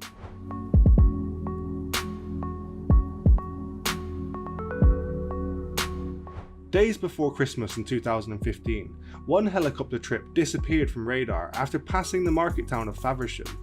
It reappeared 8 minutes later near Eastling, a tiny village in the middle of the Kent countryside designated an area of outstanding natural beauty. 5 weeks earlier, Matthew Payne, a courier and organiser managed by Mr Kennedy, had handed over £3,950 to secure Crow Cottage, a holiday home near the village for 6 months. At the time of the helicopter flight, mobile phone masts placed Payne and associate J. Flip-Flop Robinson in the area of that secluded retreat. It is believed that Payne and Robinson had been waiting for the cargo of cocaine to land. It was later revealed that the suspicions of an estate manager had been aroused when a white bedsheet was spread out on the ground of an orchard behind the cottage of the day of the drop-off. The concerns were heightened weeks later when a dispute over the second instalment of rent led to the booking being cancelled. Mr Payne told the owners he would send his brother-in-law to collect children's clothes and toys left at the property. Days later, the estate manager let in 2 men with Liverpool accents to pick up the items, only to watch them pull 2 holdalls from a cupboard under the stairs. The bags were so heavy the men had to drag them to their vehicle before leaving without any of the children's belongings they were supposedly sent to pick up.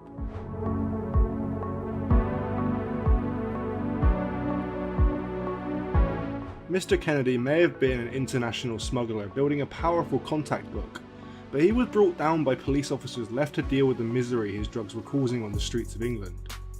The entire ring was busted when the arrest of couriers couple Allison and Connor unlocked a chain of evidence that led to one of Britain's biggest cocaine traffickers.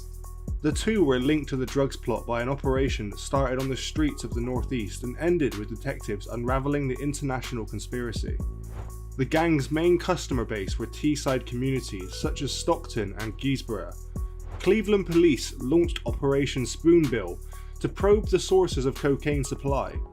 It was also around this trip that detectives uncovered a bizarre chain of events in which Kennedy's key contact, Robert Ferry Stewart, and his driver and lookout, David Campbell, repeatedly travelled the length of England. On April 10th, the pair left Wirral for the northeast, reaching Teesside at 4 PM. 1 hour later, they started a journey to a hotel in Ashford in Kent that took them 6 hours. The next morning, Mr. Stewart drove to the gun emplacement cottage to meet other gang members before staying the night in the property, then driving back to Ashford to pick up Mr. Campbell and heading back to Wirral. The following morning, the pair drove back to Dover. Under police interview, Mr. Campbell claimed he and Mr. Stewart were actually on a trip to Euro Disney in France, which they pulled out of before reaching Dover. But text uncovered by police revealed what really happened. As Mr. Stewart and Mr. Campbell were travelling to Dover, another of the conspirators, Connor Fraser Clark, texted his wife Alison from the gun emplacement cottage saying, "Things are changing again, might be tomorrow, something to do with the weather, and we need to get a hotel because he's going to get someone else staying at the cottage with Flip-Flop." Later that night, Connor texted his wife, "Just had a phone call in the cottage. The woman said she was in Australia, but 1471 the number and the area code is London. It made the ferry and Flip-Flop really paranoid."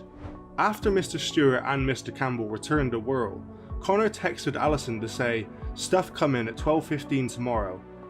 That morning, Mr. Stewart and Mr. Campbell began the long drive back to the south coast.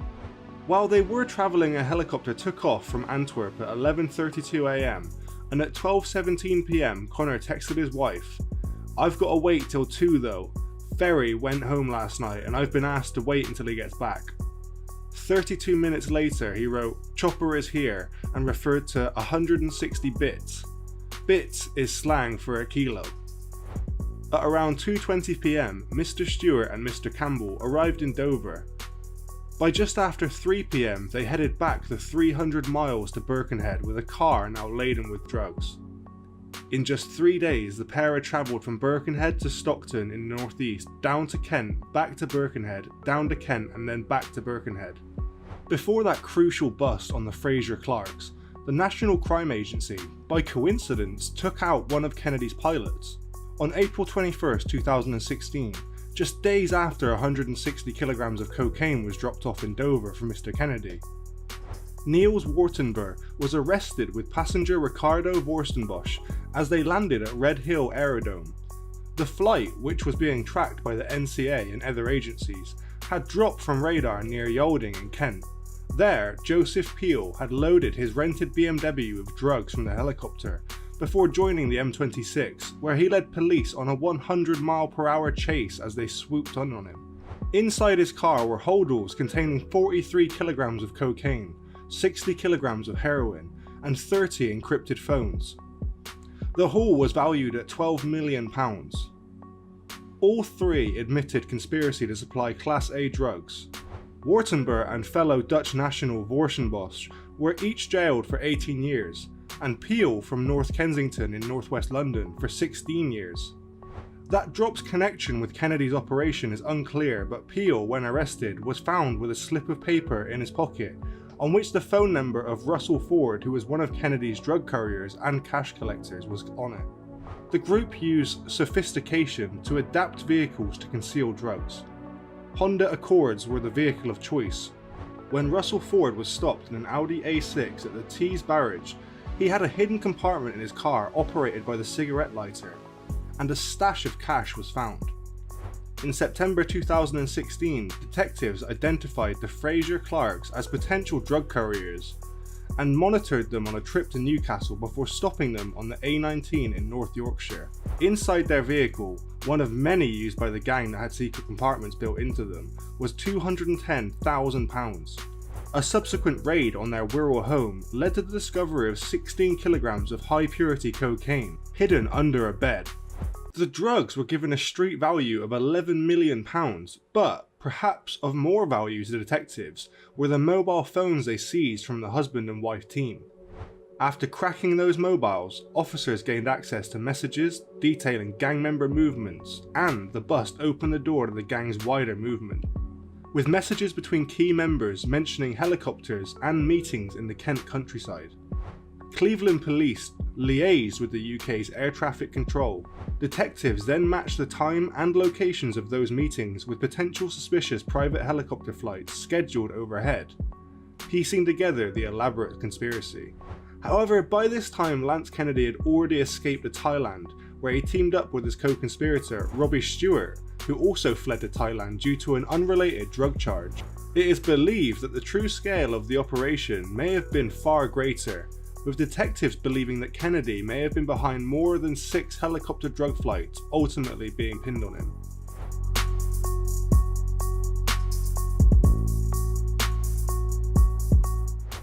Little is known about what they did after meeting in Thailand, but in February of 2018 they emerged in Eastern Europe. Armed border patrols captured them attempting a nighttime river crossing from Moldova into the Ukraine. Dramatic footage obtained by the Echo showed them being marched at gunpoint after their capture by a team from the Belhorod-Dnipropetrovsky border unit. The Ukrainian authorities also released pictures showing the pair being detained by gun-wielding troops in a field and sitting handcuffed against a wall lined with rugs.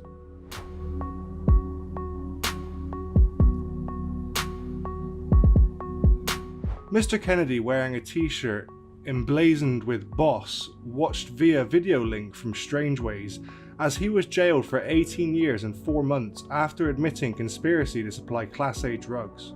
Lance Kennedy received one of the longest jail sentences ever handed to a Merseyside drugs crook who admitted his crime after masterminding a plot that saw half a ton of Class A drug flown into England. Had he not pleaded guilty, a move that saw his sentence reduced by 1/3, Judge Sophie McCone told him that he would have been jailed for 28 years. Despite his guilty plea, the sentence he received is far longer than those handed out to most of Merseyside's most notorious drug smugglers, including Curtis Warren and the Fitzgibbon brothers, Ian and Jason.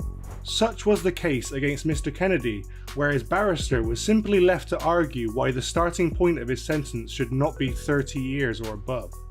Asking Judge McCone to simply be as merciful as possible, his argument centered on how only a select few drug smugglers linked to the importation of extraordinary amounts of Class A drugs have been given 30 years or more. That group includes Mehmet Bebasin, the London-based smuggler who plotted to import 40 tons of cocaine with Paul Taylor from the Vauxhall area of Liverpool. Mr. Taylor of Paul Orr Court received 22 years for his role in the plot. While other Merseyside drug dealers have received longer sentences than Mr. Kennedy, they were not given a reduction for a guilty plea because they fought for the case against them. To put into context Mr. Kennedy's 28-year term, had he lost the trial, it would have been on par with that handed to West Derby plotter Eddie Jarvis. Mr. Jarvis used his immense criminal wealth to buy a 7-bedroom mansion in West Derby, a luxury Spanish villa, and expensive jewellery before being convicted in 2005 for masterminding a plan to traffic 593 kilograms of cocaine, which was foiled after the drugs were seized from a yacht on the island of Margarita, off the coast of Venezuela.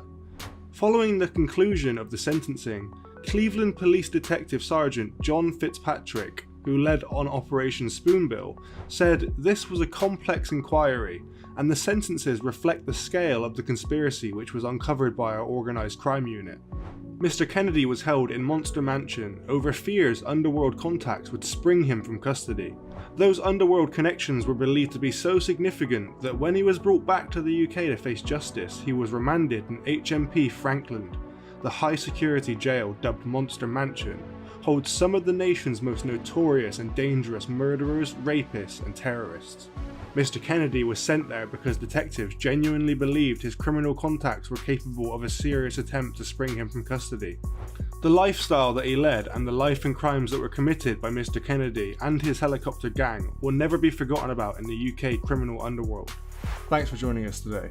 If you enjoyed the video, don't forget to give it a like and a share, and leave any thoughts or suggestions you have in the comments section. We love to read through them all.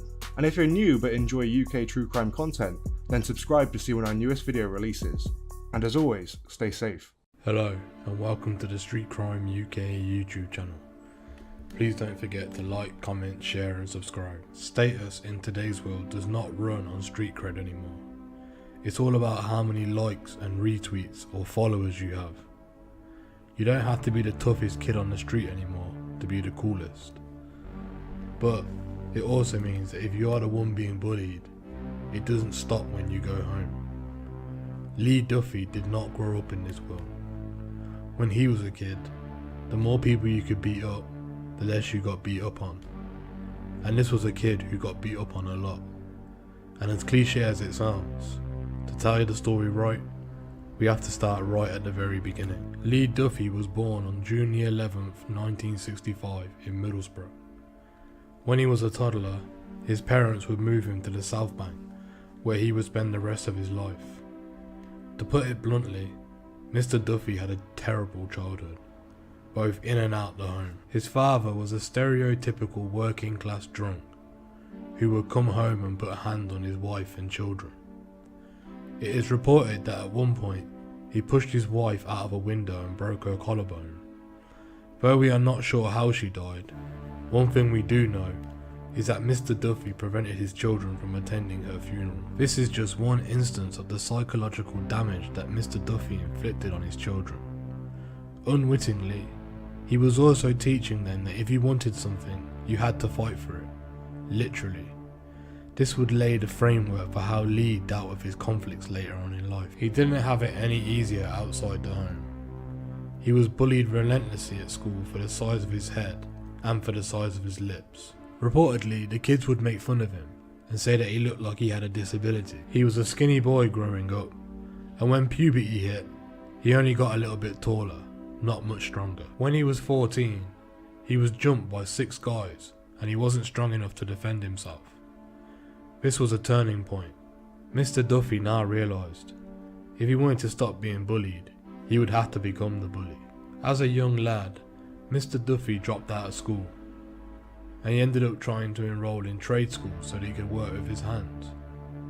But the South Bank is not an easy place to find a job, and it is arguably one of the hardest places to grow up in. Mr Duffy soon gave up on trying to stay on the straight and narrow, and quickly fell into the world of drugs. It started out by using drugs here and there, until it turned into what some would call an addiction. From there, he got involved in selling. By all means, Mr Duffy moved fast up the food chain. He did this mostly through fear tactics. When he decided he was done being picked on, he started to bulk up, going to the Grinchtown Boys Club regularly to lift weights.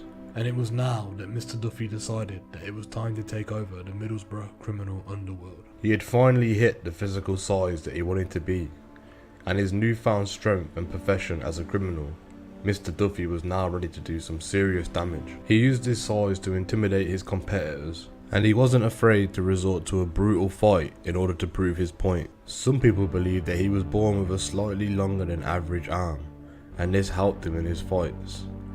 There is some credibility to this theory, given that before he bulked up, Mr Duffy was considered by friends to be lanky. Speaking of his fights, many people referred to Mr Duffy as a boxer, but no one would label him that today in today's standards. He occasionally fought for money, but never in a professional setting. Mr Duffy is better described as a strongman or a thug. Mr Duffy's strength is what made him notorious, being referred to as a crime boss and the most feared man in Middlesboro. He went from being a small child who couldn't defend himself to someone who was feared solely because of his strength and temper. Mr Duffy's violent temper was out of control, and it eventually landed him in prison. Whilst in prison, he met many notorious figures from the UK criminal underworld, who still remember Mr Duffy and his antics to this day. Whilst locked up, Lee Duffy had lifted more weights and became more confident with his fighting skills. Although he got into a lot of fights, Lee Duffy managed to keep his head down and was released from prison in May of 1990. Whilst he was still inside, he bumped head with another man who was well known in the Middlesboro criminal underworld. Because Mr Graham was so well known in the Middlesboro criminal underworld, Mr Duffy had picked him as his sworn enemy, determined to bait him out into a fight. This man was Viv Graham. Mr Graham was a businessman who knew how to intimidate his competition. He was not a man to be walked over and decide once for all who was the better man and the real king of the Middlesboro criminal underworld. Unfortunately for Mr Duffy, this ultimate match was never to be. Mr Graham had a business to run and common sense between his ears. Despite the numerous invitations from Mr Duffy to set up a fight, Mr Graham had no interest whatsoever. There are several theories as to why Mr Graham had no interest in fighting Mr Duffy. Some suspect that he knew he was the superior man and felt he had nothing to prove. Others believe that the reverse is true, that Mr Graham was scared to lose his status to Mr Duffy by literally losing in a fight. Regardless of the reason, he refused to face Mr Duffy in a contest of strength. For Mr Duffy, who was now dependent on drugs, this was the ultimate insult. He started to spend every weekend in Newcastle where Mr Graham lived. He was always high and drunk and looking for a fight. Supposedly, he once took on 4 bouncers outside one of Mr Graham's nightclubs, hoping to get his attention. During the 15 months that Mr Duffy was free, police said they received over 96 complaints that pointed right back to Mr Duffy. Some of the complaints were related to his attempts to get at Mr Graham, but not all of them were. Sometimes these complaints occurred in and around the nightclubs of Middlesbrough. These altercations typically happened when Mr Duffy felt his honour was attacked or his character was being called into question. A man whose life rested on his entire reputation, he had to take these matters very seriously. Mr Duffy's violent temper was clearly spiralling out of control, and the drugs only made it worse. Whenever he showed up somewhere, people would either leave simply out of fear or because they knew he would cause trouble. It started to become common knowledge in and around Middlesbrough that violence followed Mr Duffy wherever he went. More than a few people reported that simply just by walking by a door, Mr Duffy had scored the entire mood of the crowd. There had been 3 previous attempts on Mr Duffy's life. He had been shot twice. The third attempt on Mr Duffy's life is when he had petrol poured over the top of him. His friends started describing him as the Terminator because he always came back.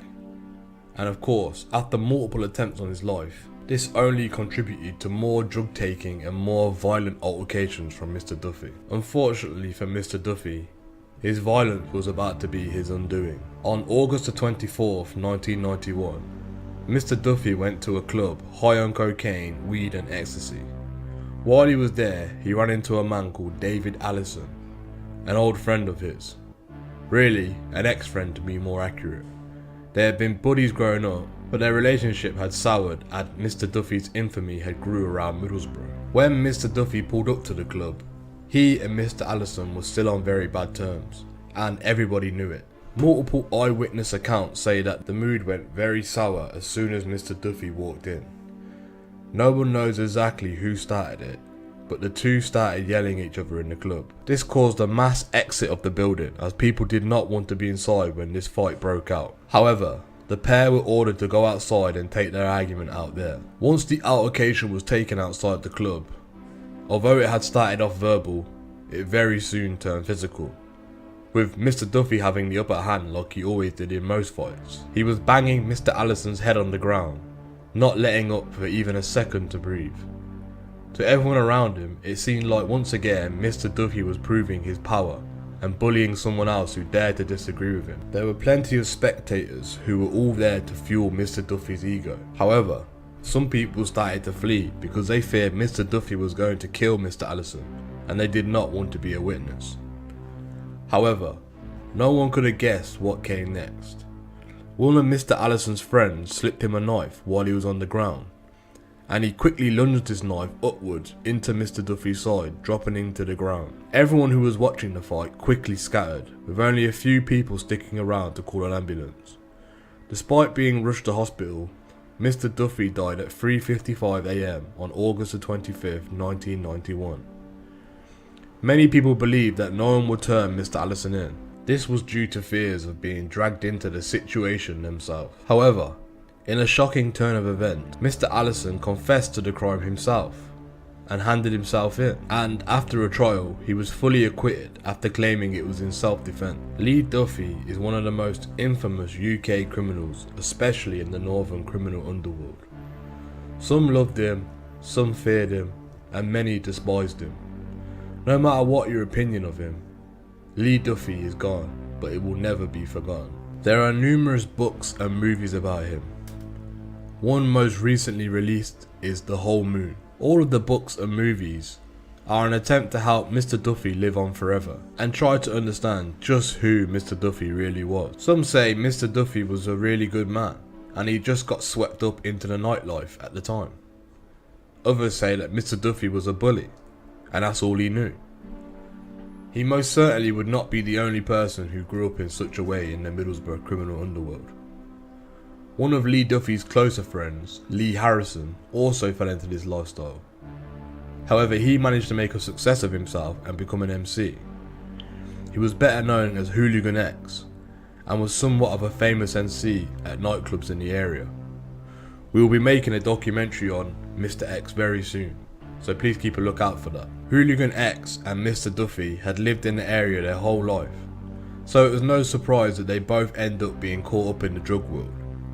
While Mr. Duffy made a name for himself as a fighter, Hooligan X became a DJ and an MC. Many people believe that both men died well before their time because of their fast-paced lifestyles. According to some, Mr. Duffy knew that he would die young and chose to live the life the way he did because of that very reason. Maybe that's the reason why Mr. Duffy is still a symbol for many young men who are in his position today. Regardless of the reason, Lee Duffy is a man who, especially in Middlesbrough, will never be forgotten. What are your opinions of Lee Duffy? Was he really a bully and a thug that many knew him as?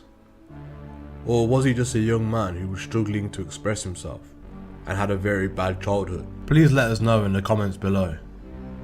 If you like this content, please don't forget to like, comment, share and subscribe, and until next time, stay safe. Hello everyone, welcome to the Street Crime UK YouTube channel.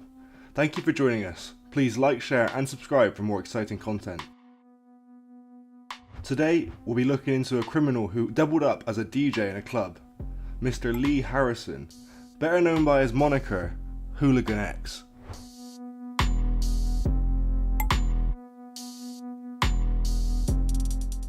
Mr. Lee Harrison was born on the 8th of March 1966.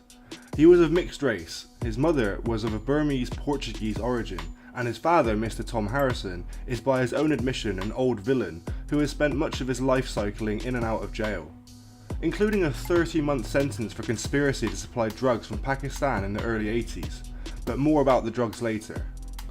Mr. Harrison grew up in the North Ormsby area of the town, which now has the enviable record of being one of the cheapest places to buy a house in the UK. During Mr. Harrison's childhood, it was a solid working class neighbourhood where everybody knew everyone, where doors were left unlocked and children would play football or ride their bikes in the streets.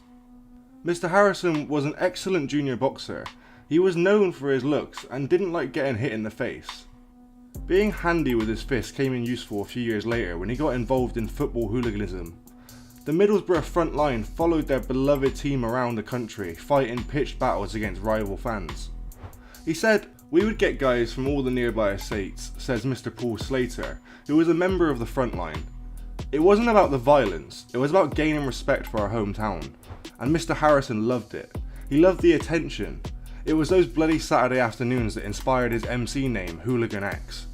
It was around this time that Mr. Harrison drew a close bond with Mr. Lee Duffy, a former boxer, bouncer, and gangster who was known as one of the most feared men on the Teesside estate in the 80s.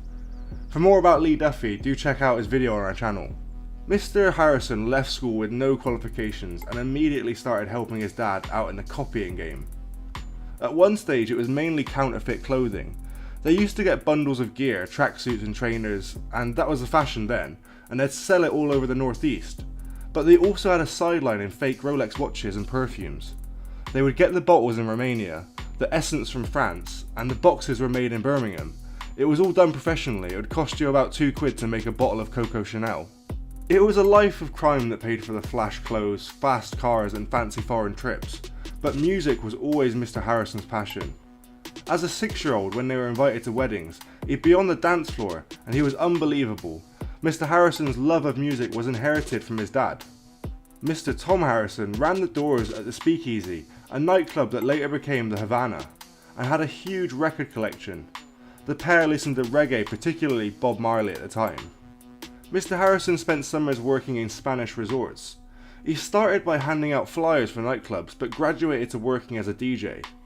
People just wanted to dance their tits off all night, says Mr Allen, who accompanied Lee on one of the trips and was later to become a DJ at the Havana. They were just lost in the music. It was in places like Ibiza and Tenerife that many British clubbers first experimented with ecstasy and later started taking it back to the UK. During his time in Spain, Mr Harrison mixed with DJs who were later to become some of the biggest names in the British club scene. In Middlesboro, a local club owner put him in charge of entertainment at the Havana and later the Arena nightclub in town. The 1990s proved to be boom times. The money was rolling in, but it all came to a shocking end for Lee in 2001.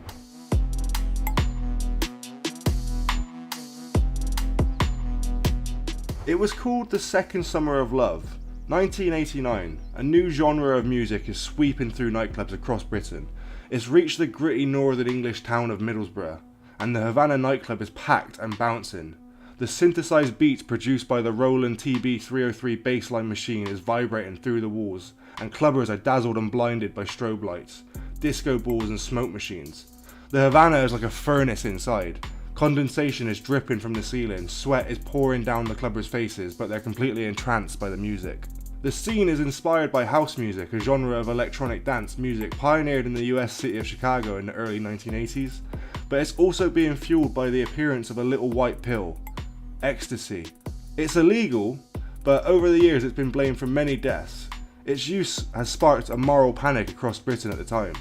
Headlines appear in the newspapers warning about the evils of ecstasy, but many of the clubbers at the Havana don't care. It's their drug of choice, creating a feeling of euphoria that lasts for hours. Dancing beside the DJ box is MC Hooligan X, Mr Lee Harrison. He's a devilishly good looking guy, and it's his job to whip up the crowd.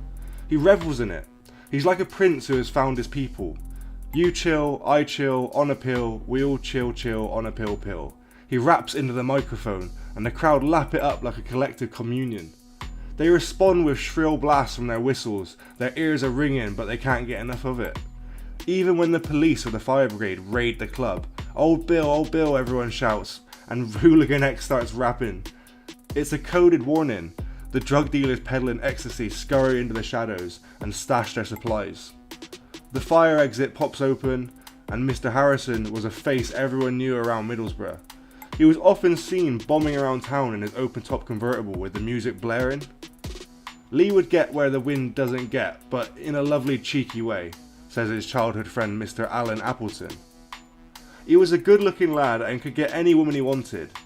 You would see photographs of him with Mike Tyson and you would just snigger. But for all of Lee's charm, there was a violent side to him. Someone who knew him said that he had pulled a gun on him during an argument. A friend recalls Mr Harrison spiking his drink with hallucinogenic drugs for a laugh.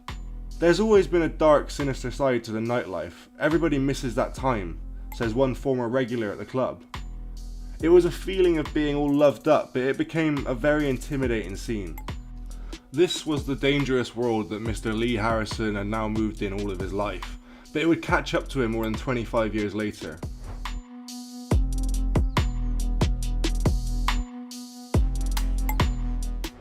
Mr Harrison was soon to be embroiled in a sea of crimes and controversies, and is even accused of orchestrating a sinister and violent murder. It's been described as one of Middlesbrough's most notorious murders. A 41-year-old market trader, Callaghan, was found dead after falling from the window of a house in the town, but it soon became clear that it was no accident, and he had been pushed out of the window. A local news website said that Mr Singh had found himself in the middle of a so-called turf war concerning the supply, distribution and sale of drugs to prostitutes in Teesside and Middlesbrough. 4 men were wanted in connection with the murder. One of them was Mr Harrison. He went on the run to Scotland, South Africa, Amsterdam, and finally to Jamaica. His family used to take holidays on the island and had friends there. After a year, Mr Harrison was arrested and extradited back to the UK. In 2004, he received a 9-year jail sentence after pleading guilty to manslaughter, grievous bodily harm, and wounding. His father was also imprisoned for several years for trying to silence witnesses. Mr Lee was freed from jail in 2009 and settled in Portsmouth. He was married to Tamara, whom he had met while on the run in Jamaica. He told friends that he was going to turn over a new leaf. He wanted to go straight, and he found work as an electrical cable fitter. But things didn't work out as he planned, and in 2015, Mr Harrison's marriage was falling apart. A few days before Christmas, he boarded a flight to Lebanon. He said he was going to spend the holiday with a Lebanese friend in the Bekaa Valley. It was a journey that ultimately cost him his life.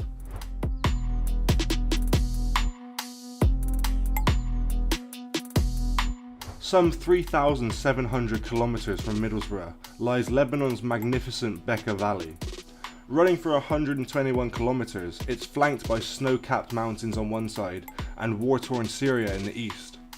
The Bekaa has long been known as the country's breadbasket, famed for its Roman ruins and world-class wineries. But it's also a wild frontier, a place where the police often fear to tread. There are thousands of outstanding arrest warrants that the Lebanese call them the Faran, the fugitives. And if you know the right people in the Bekaa, you can get away with almost anything. Crime flourishes in this impoverished region. Smuggling over treacherous mountain paths is a rite of passage for many. One of the valley towns is infamous for being a hub for stolen cars, but it's what you find at the feet of Mount Lebanon's slopes that brings us here. Acres and acres of lush green cannabis plants, producing some of the finest resin in the world. Mr Harrison came to the Bekaa to stay at the home of a man called Adonis Al-Mazri. Mr Al-Mazri has a brown gingery beard, but if you looked closely you'd see it was covering scars. As a teenager in the 1980s, he was caught up in one of the bloody feuds that frequently erupt among the Bekaa's sprawling families, which control the valley. Mr Al-Mazri was shot in the face. He's had dozens of skin graft operations to try and repair the damage done to his jaw. A relative says that the traumatic event warped his life, and ever since he's relied on drink and drugs to numb the pain and combat depression. They say he's a volatile character prone to mood swings. Mr Al-Mazri and Mr Harrison knew each other from the time in the United Kingdom. On one occasion, Mr Al-Mazri was introduced by Mr Harrison to his father at a birthday party held at an Italian restaurant in London's West End. Mr Tom Harrison's first impression was that Mr Al-Mazri seemed alright. It was a view shared by others. But during the UK inquest after Mr Harrison's death, Mr Harrison's half-brother, Mr Gerald Copeman, was quoted as saying that Mr Al-Mazri claimed to have killed the man who had shot him in the face.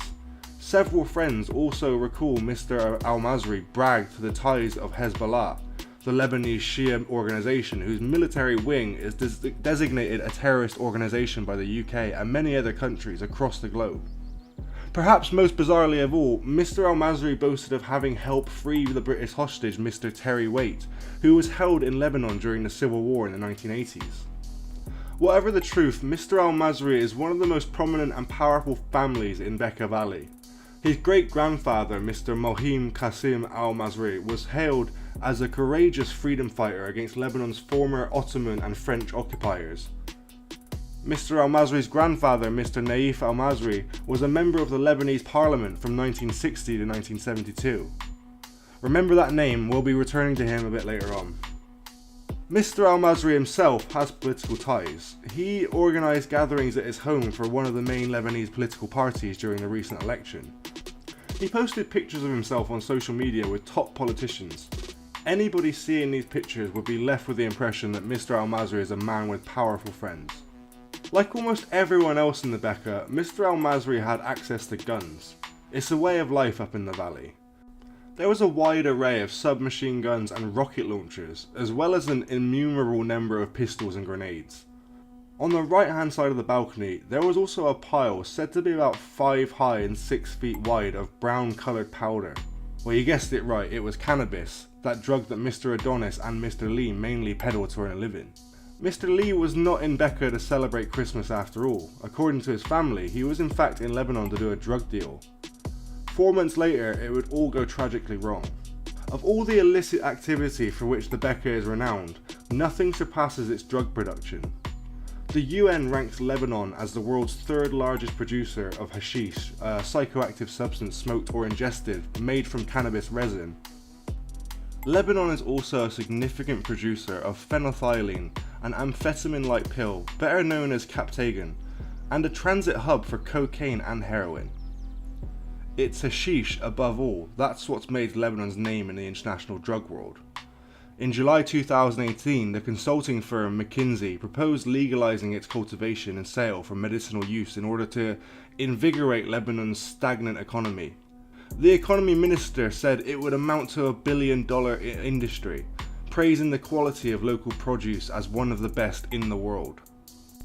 In the freewheeling late 60s, at the time of Woodstock, the Summer of Love and the radical counterculture, Lebanese hash was in vogue. Pilgrims would take it across the hippie trail by minibus from Europe to Lebanon, seeking enlightenment at the source, before journeying on to Afghanistan, India and beyond. The Brotherhood of Eternal Love, a zany Californian group of surfers, stoners and drug dealers dubbed the Hippie Mafia, was said by the US Drug Enforcement Administration to have imported almost 2 tons of Lebanese hash to the US by the early 70s.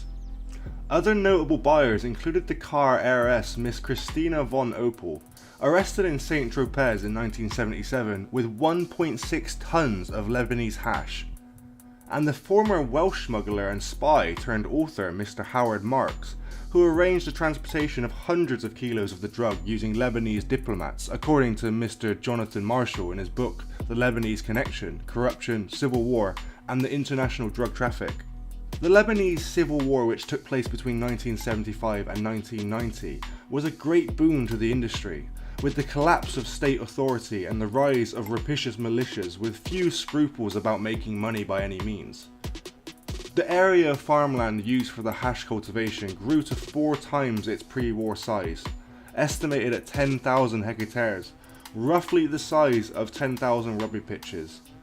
Not just hash, but heroin too, began to be produced in large quantities there, and the warlords who controlled the supply lines and seaports amassed vast fortunes.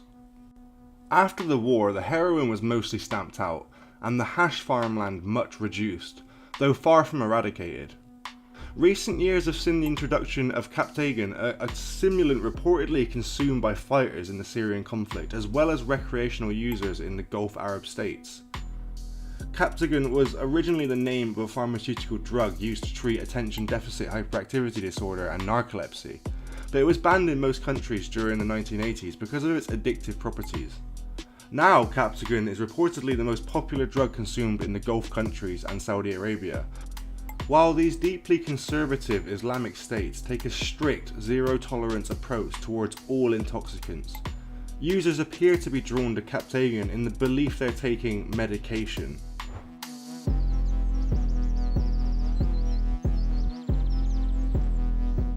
Throughout these decades, the illegality of the drug trade has been circumvented by official corruption, at times implicating figures in Lebanon's highest offices, and members of the Al-Masri clan have played their own part. Remember Adonis's grandfather, Mr Naif Al-Masri, the Lebanese MP? Well, in 1970 a plane was seized in Crete carrying more than half a ton of hashish, worth more than $1 million at the time. According to the book The Secret War Against Dope by Mr Andrew Tully, the plane had taken off from a freshly constructed airstrip on Mr Naif's estate in the Bekaa. It appears then that Mr Adonis was no stranger to the world of drugs. A relative was quoted at Mr Harrison's inquest as saying that the family owns a cannabis farm. As for Mr Harrison, he was approaching 50 years old and felt he was running out of time to make his mark. He told Mr Gerald that his deal was going to be the big one and it was do or die this time. Mr Harrison's plan for Lebanon was straightforward enough. He would fly out there in late 2015 to oversee a drug deal with the help of his host, Mr Al-Masari. But upon reaching the Bekaa Valley, Mr. Harrison's plan began to quickly unravel, and before he knew it, strange things started to happen to Mr. Harrison. In January 2016, he was abducted at gunpoint and interrogated for several hours by people with American accents. He believed they were working for the CIA. The following month, while applying for a routine extension to his tourist visa, he claimed his passport was taken by the Lebanese authorities on the grounds that he was wanted by Interpol. British police later asserted that he was never in fact wanted by the organisation. These bizarre developments, coupled with an imploding marriage back home, started taking their psychological toll on Mr. Harrison, and he went downhill massively. He had lost a lot of weight and would appear unkempt on video calls and at odds with his reputation for sharp dressing. A family member was quoted at the inquest as saying that Lee had told him that he had a smoke on a few occasions, and that he had taken that as a reference to cannabis. The coroner speculated that if this was the case, it could have further fueled Lee's mood swings. A member of the Al-Masri family claimed that about a month before his death, Mr. Harrison had to be dragged down from a ladder after attempting to hang himself. At other times, friends remember him rambling incoherently about being held by ISIS and the Taliban. He didn't sound like the same Lee that we knew, said one of his friends. Towards the end, the court was told Mr. Harrison grew convinced his host had turned on him, thinking that he was an undercover agent. He mentioned in a phone call, "They're all whispering and talking about me and saying about taking me away and having something done." In his final days, things escalated dramatically. Lee told another half-brother by text message on the 15th of April that his host has had me done in over here. His brother replied, "You need to get out as soon as possible." The next day, Mr. Harrison fled the house, stabbing a gardener in the process, only to be knocked down seconds later by a car in the street. Mr. Harrison told his family that he had briefly gone to hospital. The court heard that after the reported incident, Mr. Harrison was moved to the home of Shahid Habshi in the nearby village of Deir al-Hamar, and Mr. Habshi describes himself as a friend of the Al-Masri family. Mr. Harrison at this time grew fixated with death, asking one friend to look after his kids and telling his father, Mr. Tom Harrison, to have his body and blood checked in the event of his demise. In contrast, Mr. Shahid Habshi said that Lee was happy in his household, eating healthily and bonding with his hosts over food, even teaching them how to make fish soup. On the 20th of April 2016, Mr. Shahid said that he went out to buy some honey at the request of Mr. Harrison. When he came back, he found Mr. Harrison hanging from his front door. The Lebanese authorities later declared it as suicide, though Mr. Harrison's father and half-brother Mr. Gerald insist to this day that he was murdered.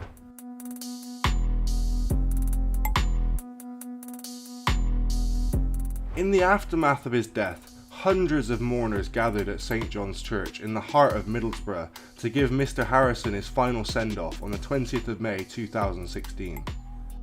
Pallbearers carried his coffin into the church to the sound of Natural Mystic by Bob Marley. The mourners heard about Mr. Harrison's devotion to his 3 children.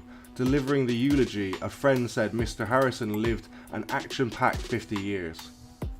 He was streetwise and had a special bond with his dad, wheeling and dealing. That was the family trade. Back in Lebanon, the authorities were investigating a news report in the local Daily Star newspaper on the day that Mr. Harrison died. It said that it was initially believed that he had taken his own life, but it quoted doctors as saying that they didn't believe that he had killed himself. The first medical examiner was inconclusive. He could not determine whether Mr. Harrison had taken his own life or been murdered. He told the news agencies, both UK and Lebanese, that he was not happy about the process, but would not comment any further. 2 other medical examiners later concluded that Mr. Harrison killed himself. A UK pathologist who examined Mr. Harrison's body agreed that it was likely he died from hanging. When his body was returned to Teesside, pathologist Dr. Peter Nigel Cooper examined it, and he mentioned that there were no self-defense injuries which would be consistent with an attack.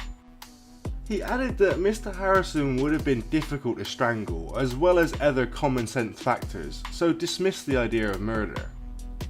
For those reasons, ligature strangulation was unlikely and hanging was likely, added the expert. However, Mr. Harrison's dad dismissed the idea of suicide adding, "Of course I believed he was going to be murdered. I know my son was murdered. I believe it. I know my son, and there's no way he would take his own life. He lived for his children, he had so much to live for, and he was a happy-go-lucky guy." Mr Adonis al-Masari questioned by Lebanese police and denied having any business ties with Mr Harrison. The BBC repeatedly contacted the Lebanese businessman, who unsurprisingly has no criminal record, for comment, but he didn't respond to the requests. In the UK, the inquest into Mr Harrison's death returned an open verdict in December 2017. The coroner said, "There is no evidence Mr Harrison was unlawfully killed, but I can't be certain that he intended to take his own life." She also said that it was the opinion of the British police that it was highly likely that Mr Harrison was involved in some organised criminality whilst in Lebanon. During the inquest, half-brother Mr Gerald said in a statement, "Lee is like a 10% man. He would introduce people to people. He told me this. I think Adonis did the introduction to the main supplier or cultivator, the main source." So why did things end so badly? Well, the inquest heard that a relative of Mr Adonis al-Masri told the British police that Mr Adonis had in fact stolen £150,000 from Mr Harrison, causing the drug deal to collapse. Mr Gerald also strongly believed that Mr Harrison was the surety, the living surety, and because it never happened, they made an example of him. The reality is we'll probably never know what exactly happened in these final days, but Mr Lee's father is in little doubt. He says, "I know my son, and there is no way he would take his own life. He had too much to live for, and he loved his children." We still do not know for sure whether the drug deal was for cannabis or Callaghan or indeed something else, but Mr Tom Harrison believed the drug deal was for MDMA or ecstasy. Lebanon is not known for producing that specific drug, although seizures of ecstasy are on the increase in the country. The shadowy world of illicit drugs is constantly evolving and throwing up surprises. And Mr Lee Harrison had travelled a long way from those early euphoric nights at the Havana club. But in the end, it may have been the ecstasy that killed Hooligan X.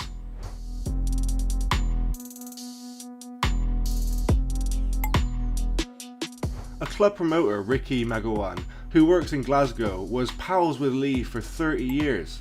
He said that Lee is a big hero up here with a lot of friends. He was a great friend to me and a lot of people up here. We're planning on having our own party up here and we'll be inviting anybody from Middlesboro who wants to join us.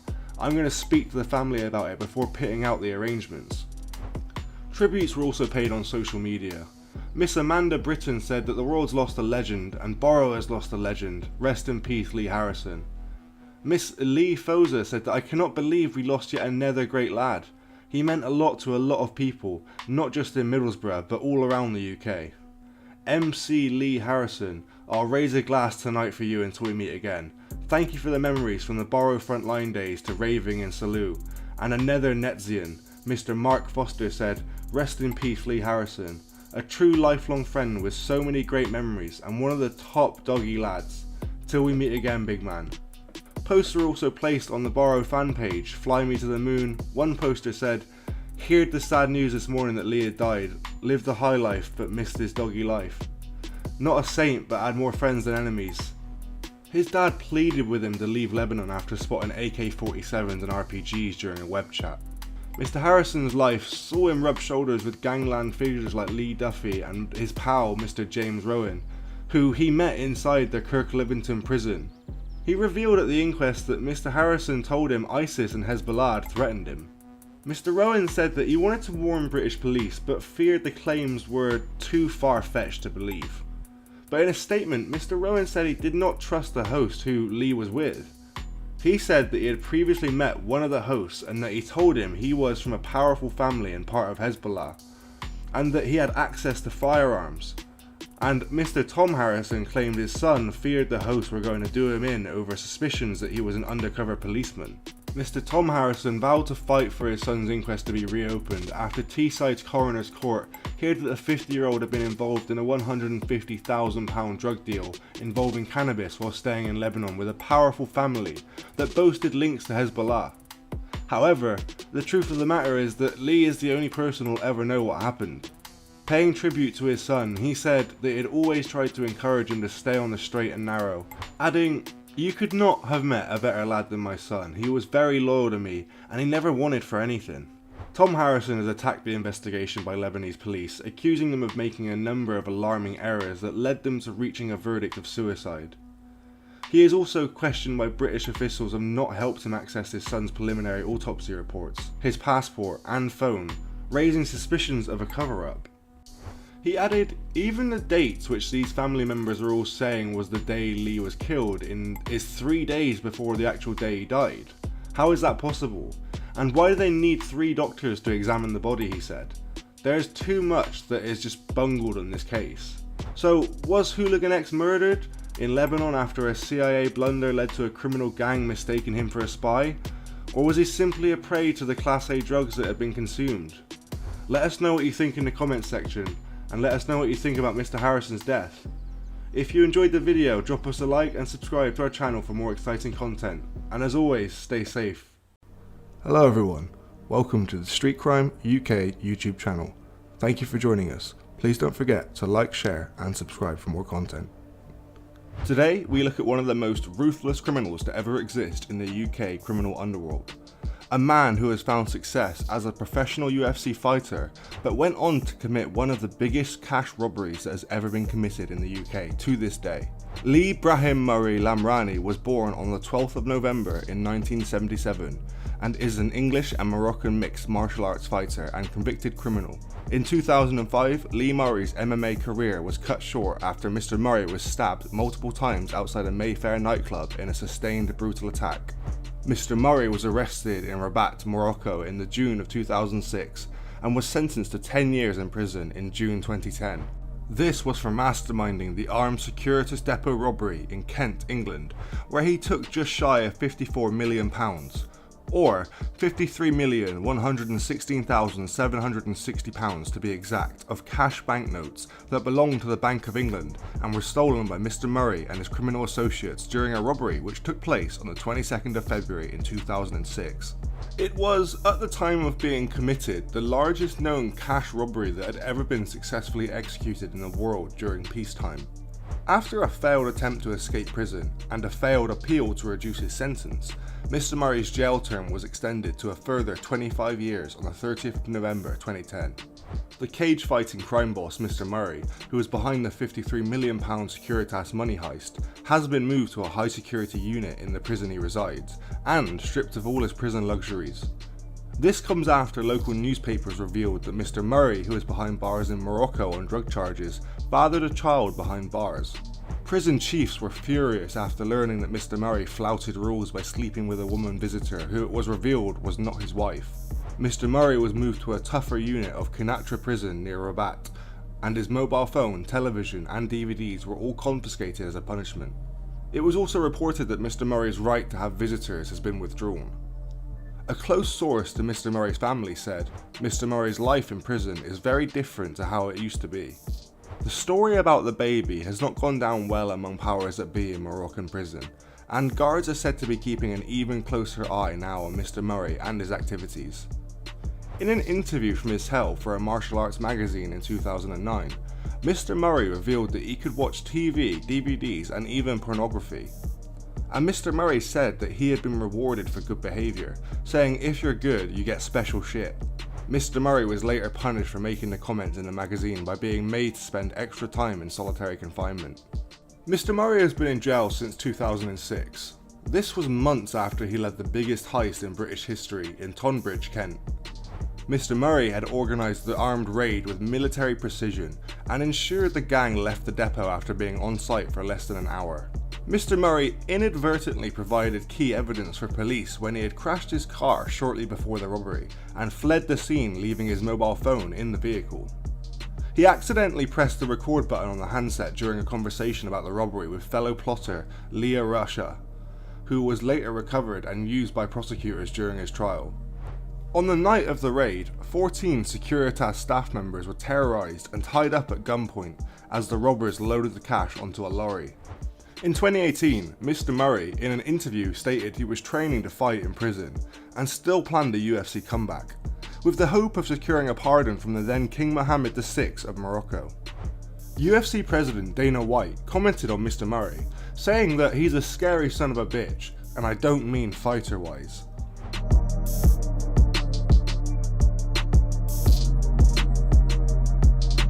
Mr. Murray's mother, Barbara Murray, the side of the family hails from Bermondsey, a densely populated semi-docklands part of South London between Tower Bridge and the Old Kent Road, much of which is known as a traditional breeding ground for up-and-coming professional criminals, especially armed robbers.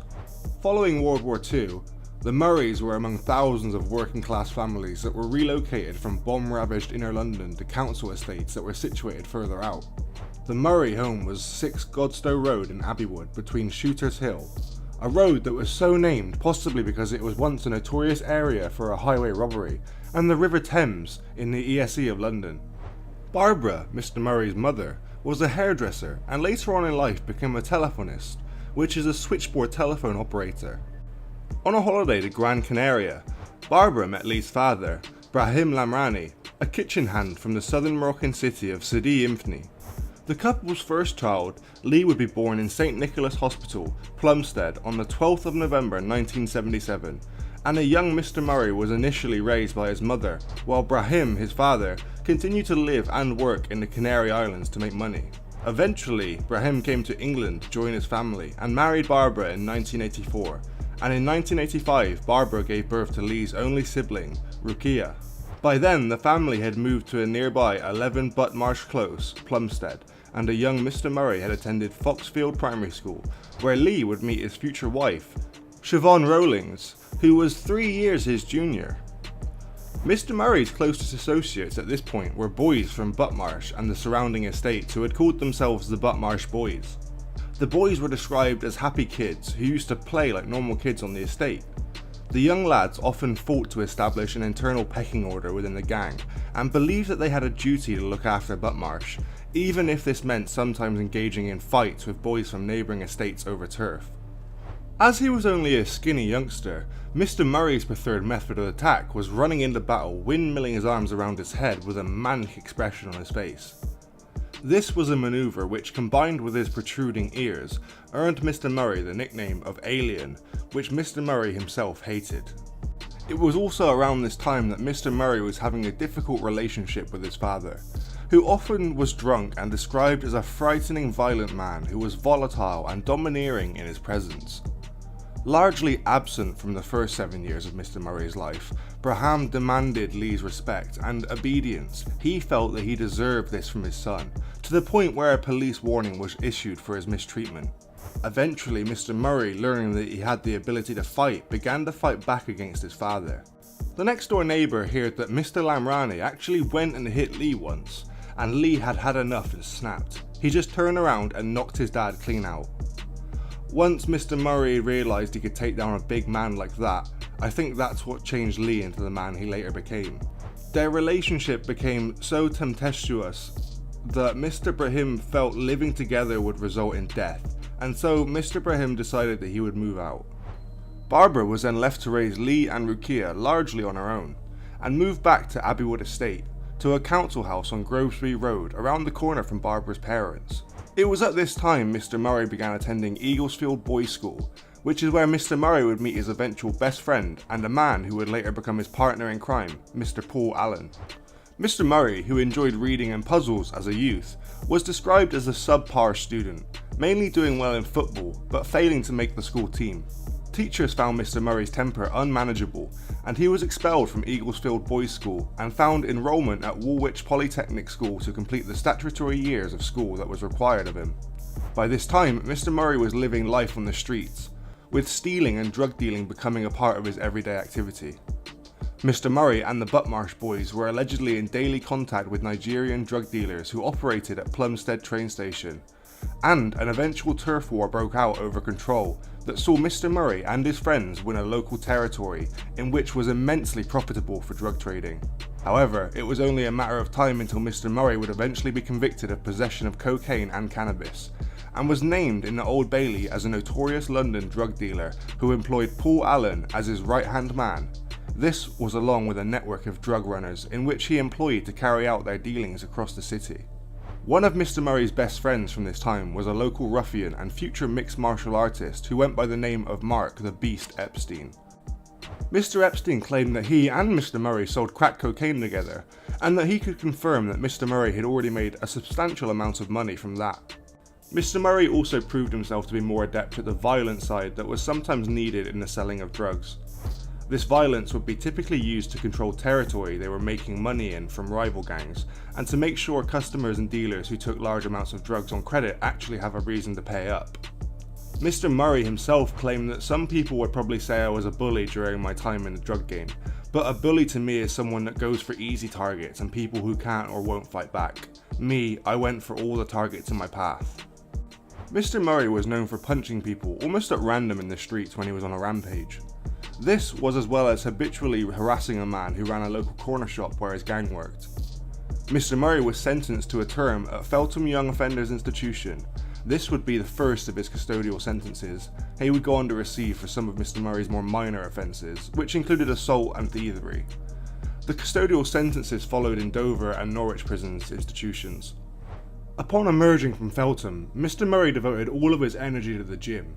He spent time lifting weights and drinking as many weight gain shakes as possible to try and add bulk to his at the time lanky 6'3" frame. Joining Mr. Murray was Mr. Allen, who by then was known as the Enforcer, presumably from his drug dealing activity alongside Mr. Murray. Mr. Murray and Mr. Allen were soon using steroids to gain even more physical mass, and spending the money they earned from selling drugs on extravagant luxury cars, jewellery, and living the high life. The police stopped Mr. Murray regularly in his flash cars and designer outfits, and because they suspected and had intelligence that Mr. Murray was a drug dealer, the police had attempted to place an informer in Mr. Murray's gang, but could not get enough evidence to prosecute Mr. Murray of selling drugs. Mr. Murray was contemptuous of the police, often mocking and intimidating them on the streets, sometimes following police officers around in his car. Some officers at Plumstead Police Station had told other officers that they felt wary, and it was said that it was best not to aggravate Mr. Murray, as it was becoming common knowledge that he was a very dangerous man. Mr. Murray's girlfriend, Siobhan, gave birth to her first child, Lily Jane, on the 24th of September in 1998. Weeks later, Mr. Murray was caught up in a turf war with rival drug dealers. This was one that led to the arrest of Mr. Epstein and more than a dozen other dealers, many ending up having to spend a considerable amount of time in prison. Mr. Murray, however, got away clean, with Mr. Epstein saying that it was like he was the only one that somehow managed to slip through the net. I mean, he is a lucky boy, he's always been lucky, but not me. I went to prison for 3 years. After escaping the police, who had arrested the majority of his organisation, Mr. Murray decided it was time to marry his girlfriend Siobhan on the 24th of November 2000, listing himself on their wedding certificate as a professional fighter. However, due to the actions Mr. Murray decided to take later in his career, he would then divorce Siobhan in 2008 while incarcerated in a Moroccan jail.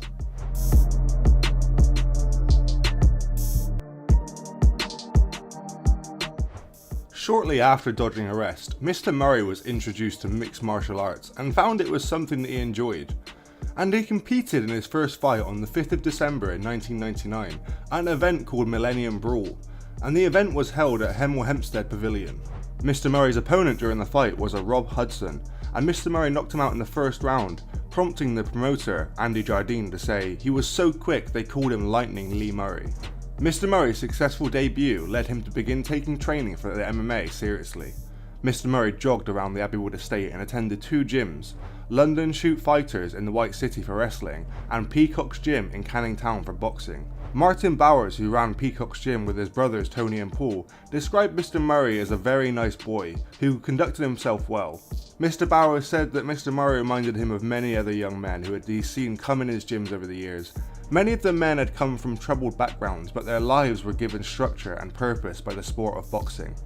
Notably, at the same time that Mr. Murray was training at the Peacock's Gym, the Bowers brothers were planning a series of robberies, the biggest being a brazen raid on a high-security warehouse at Gatwick Airport.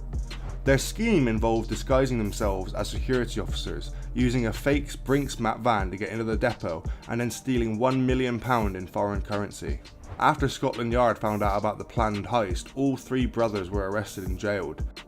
It has been speculated that while Mr. Murray had no prior knowledge about the robbery being planned, the schematics that were later revealed publicly may have given Mr. Murray some of the ideas for his own robbery that were later used in the similar Securitas Depot robbery.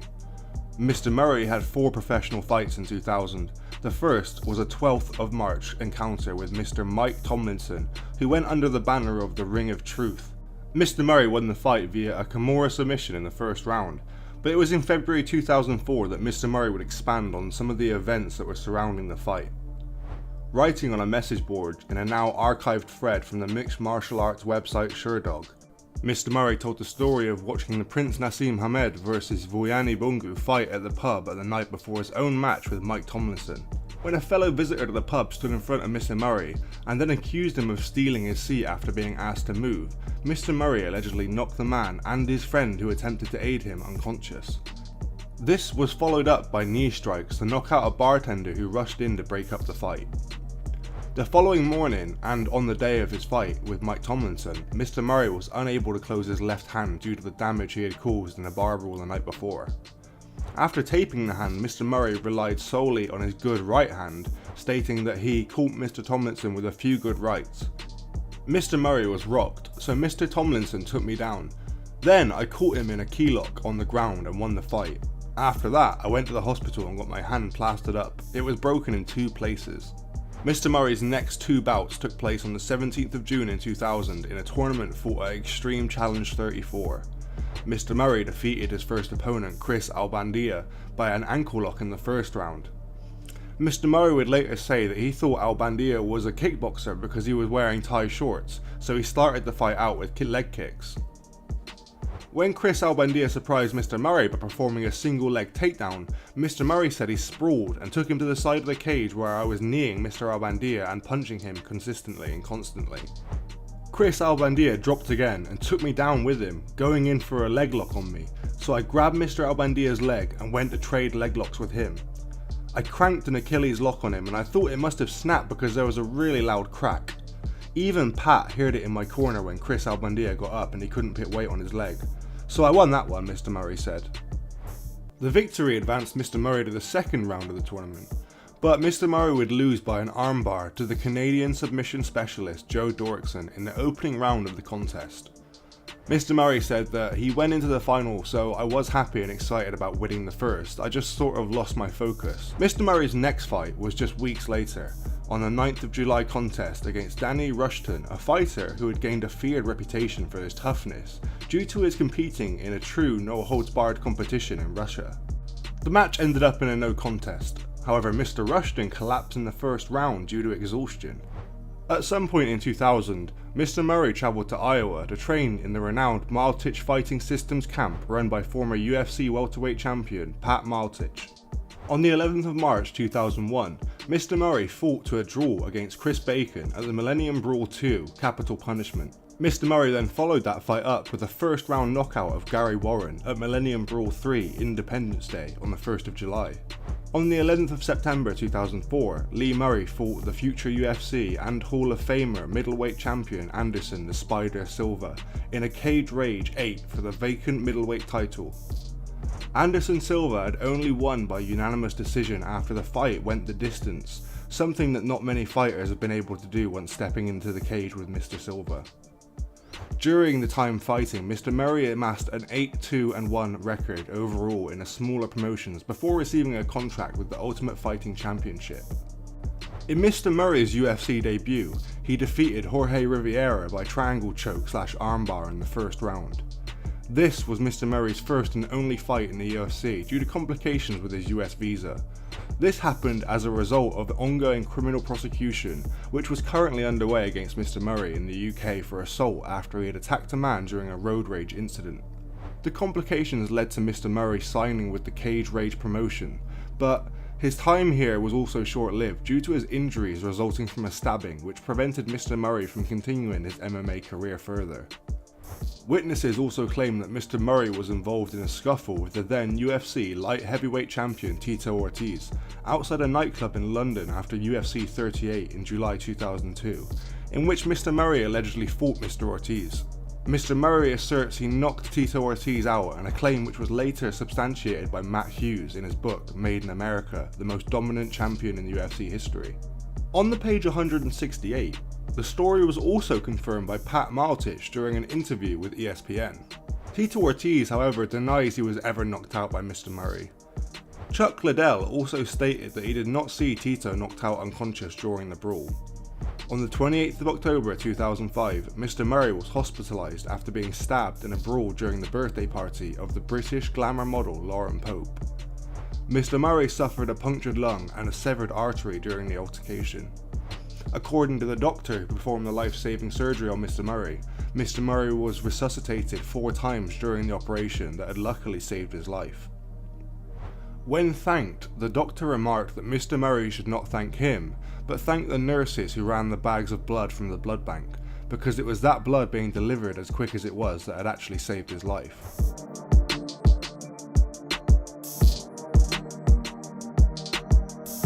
The Securitas Depot robbery was a large heist in Tonbridge, Kent, England. It began with the kidnapping on the evening of the 21st of February 2006 at approximately 6:30 GMT, and ended in the early hours of February the 22nd. Mr Murray and his criminal gang left the depot with over £53 million in cash. It was the UK's largest cash robbery at the time, and the gang had left behind another £154 million in cash only because they did not have the room to take it with them. After abducting the manager of the depot and his family at gunpoint at the family home, the gang forced entry into the depot.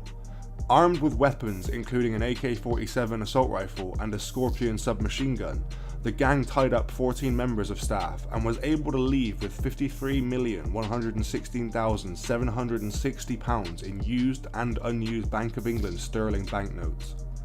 Most of the getaway vehicles were found in the following week. One vehicle containing just over £1.3 million in stolen notes.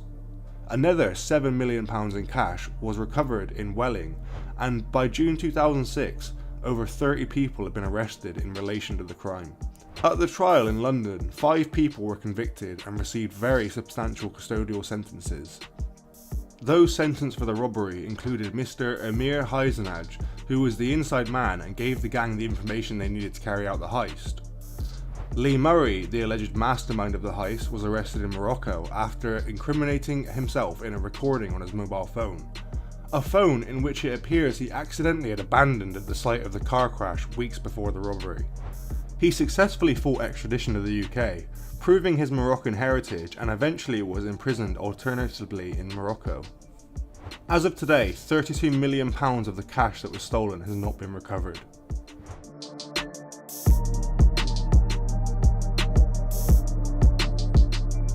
On Tuesday the 21st of February 2006, the manager of the Securitas depot, Colin Dixon, was driving his silver Nissan Almera on the A249 at about 6:30 in the afternoon.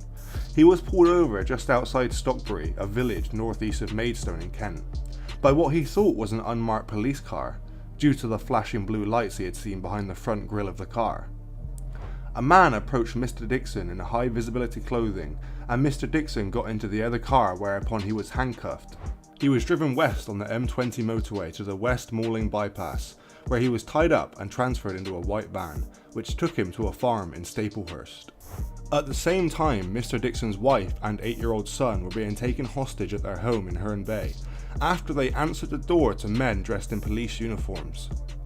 The men claim Mr Dixon had been involved in a car accident before abducting the two and holding them at Staplehurst Farm with the manager.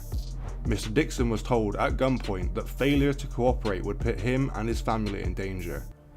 At around 1 AM on Wednesday the 22nd of February 2006, Mr Dixon, his wife and his son were taken in a white van to the Securitas depot in Tonbridge.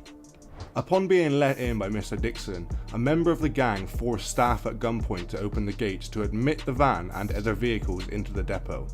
The gang members' faces were hidden by balaclavas, and they were armed with handguns, shotguns, AK-47 assault rifles and a Scorpion submachine gun. The Dixon family and 14 members of staff were tied up and locked in cash cages whilst the robbery took place. The gang filled a 7.5-ton white Renault lorry with £53,116,760 in used and unused Bank of England sterling banknotes. Another £154 million would not fit in the lorry and was left behind when the gang departed at around 2:15 in the morning. At 3:15 AM, staff managed to break free and triggered an alarm which called the police to the location. The hostages luckily were all unharmed and were left very shaken from the ordeal. The Bank of England was reimbursed with £25 million by Securitas that very same day and assured the public that Securitas would make up any additional losses for the money stolen.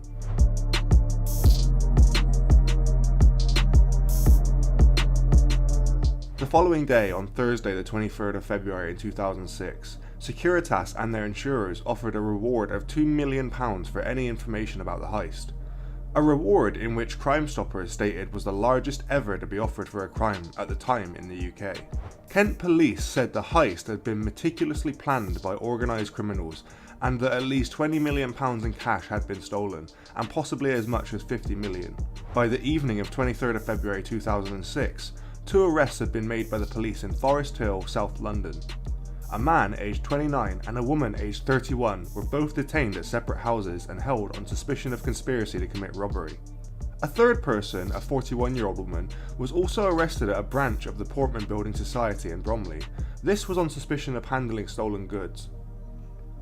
Also on the same Thursday, the 23rd of June, the police discovered a number of vehicles that were involved in the robbery, including a formal parcel force van which was thought to have been used in the abduction of Colin Dixon and his family. The van was found abandoned at the Hook and Hatchet pub in the village of Huckling in Maidstone. Mr Dixon's Nissan Almero was found in the car park of the Cockhorse pub in Detling. A Volvo S60 and a red Vauxhall Vectra, the cars believed to have been mocked up as police cars, were also found near Leeds Castle.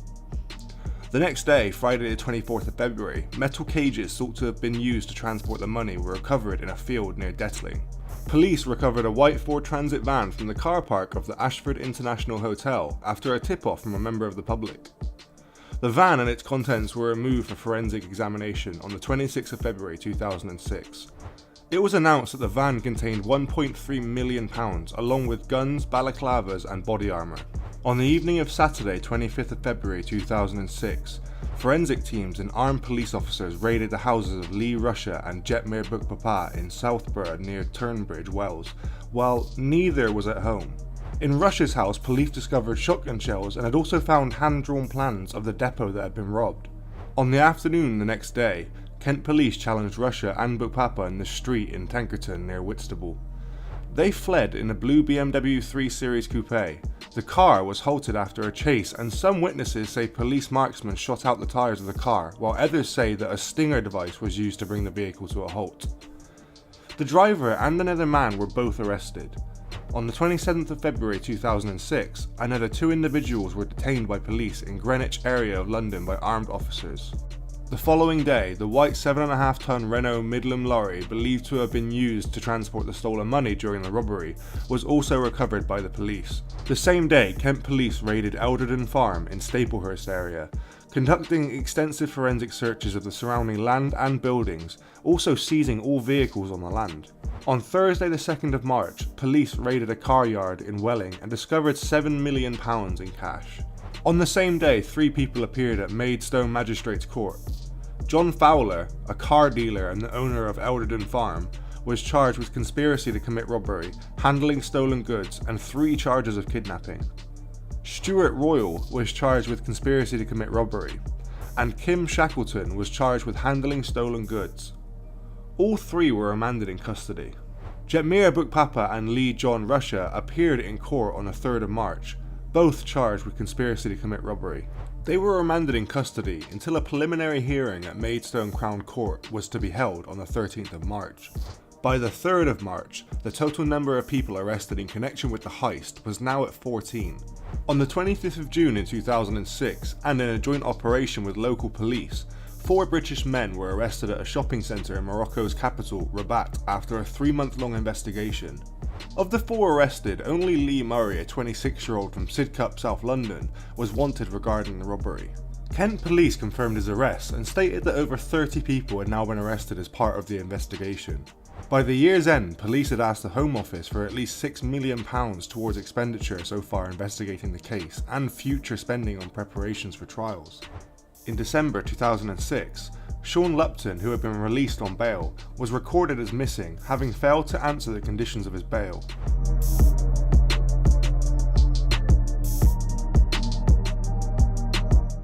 The trial of 8 people began on the 26th of June 2007 at the Old Bailey in London. The first 3 weeks of the trial focused on the role of the manager Colin Dixon, with the defence cross-examination highlighting coincidences in his conduct which might have been interpreted as suggesting that he was an inside man. In fact, the inside man had been Emir Heisenaj, an Albanian man who worked at the depot. He had secretly filmed its layout with a belt camera. Michelle Hogg, who had made prosthetic disguises for the men, decided during the trial to turn the Queen's evidence and implicate others in return for her charges being dropped. On the 28th of January 2008, the jury returned guilty verdicts on Stuart Royal, Yetmir Bikpapa, Roger Coutts, Lee Russia and Emir Heisenaj. The next day, Emir Heisenaj was sentenced to 20 years in prison with an order to serve a minimum of 10 years. Stuart Royal, Lee Rush and Yetmir Bikpapa and Roger Coutts were given life sentences with an order to serve a minimum of 15 years. Stuart Royal, Lee Russia, Yetmir Bikpapa and Roger Coutts were given life sentences with an order to serve a minimum of at least 15 years. Prosecutors dropped the charges against Kim Shackleton, Raluca Millen and Chris Price and the girlfriends of Royal, Bikpapa and Russia respectively. Millen and Katie Phillip had been charged with conspiracy to rob, conspiracy to kidnap and conspiracy to possess firearms. Shackleton had been charged with assisting an offender. John Fowler, on whose property some of the money was found, and Keith Borer were both acquitted.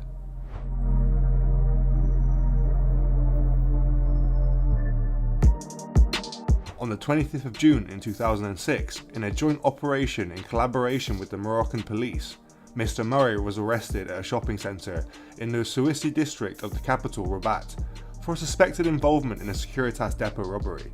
Moroccan police said they had to use specialist techniques to arrest the suspects because they were specialists in martial arts and firearms. Kent police said in a statement that they had been tracking Mr Murray for 3 months and would be seeking Mr Murray's extradition from Morocco. There is no treaty between the UK and Morocco, and this process was expected to take months. Later, Moroccan police revealed that Mr Murray had also been charged with possession of hard drugs in Morocco. In June 2010, Lee Murray was jailed in Morocco for 10 years for his part in the robbery. The sentence was later increased to 25 years. The Kent Police Detective Superintendent Keith Judge said, "I'm pleased Murray will now begin serving a significant prison sentence for his part in the Tonbridge robbery." Former cage fighter Mr Murray was claimed by other gang members to have been the mastermind behind the heist.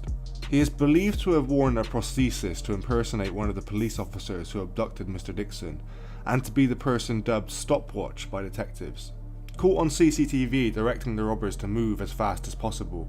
After being arrested in Morocco, Mr Murray successfully fought extradition to the UK, on account of his father being Moroccan.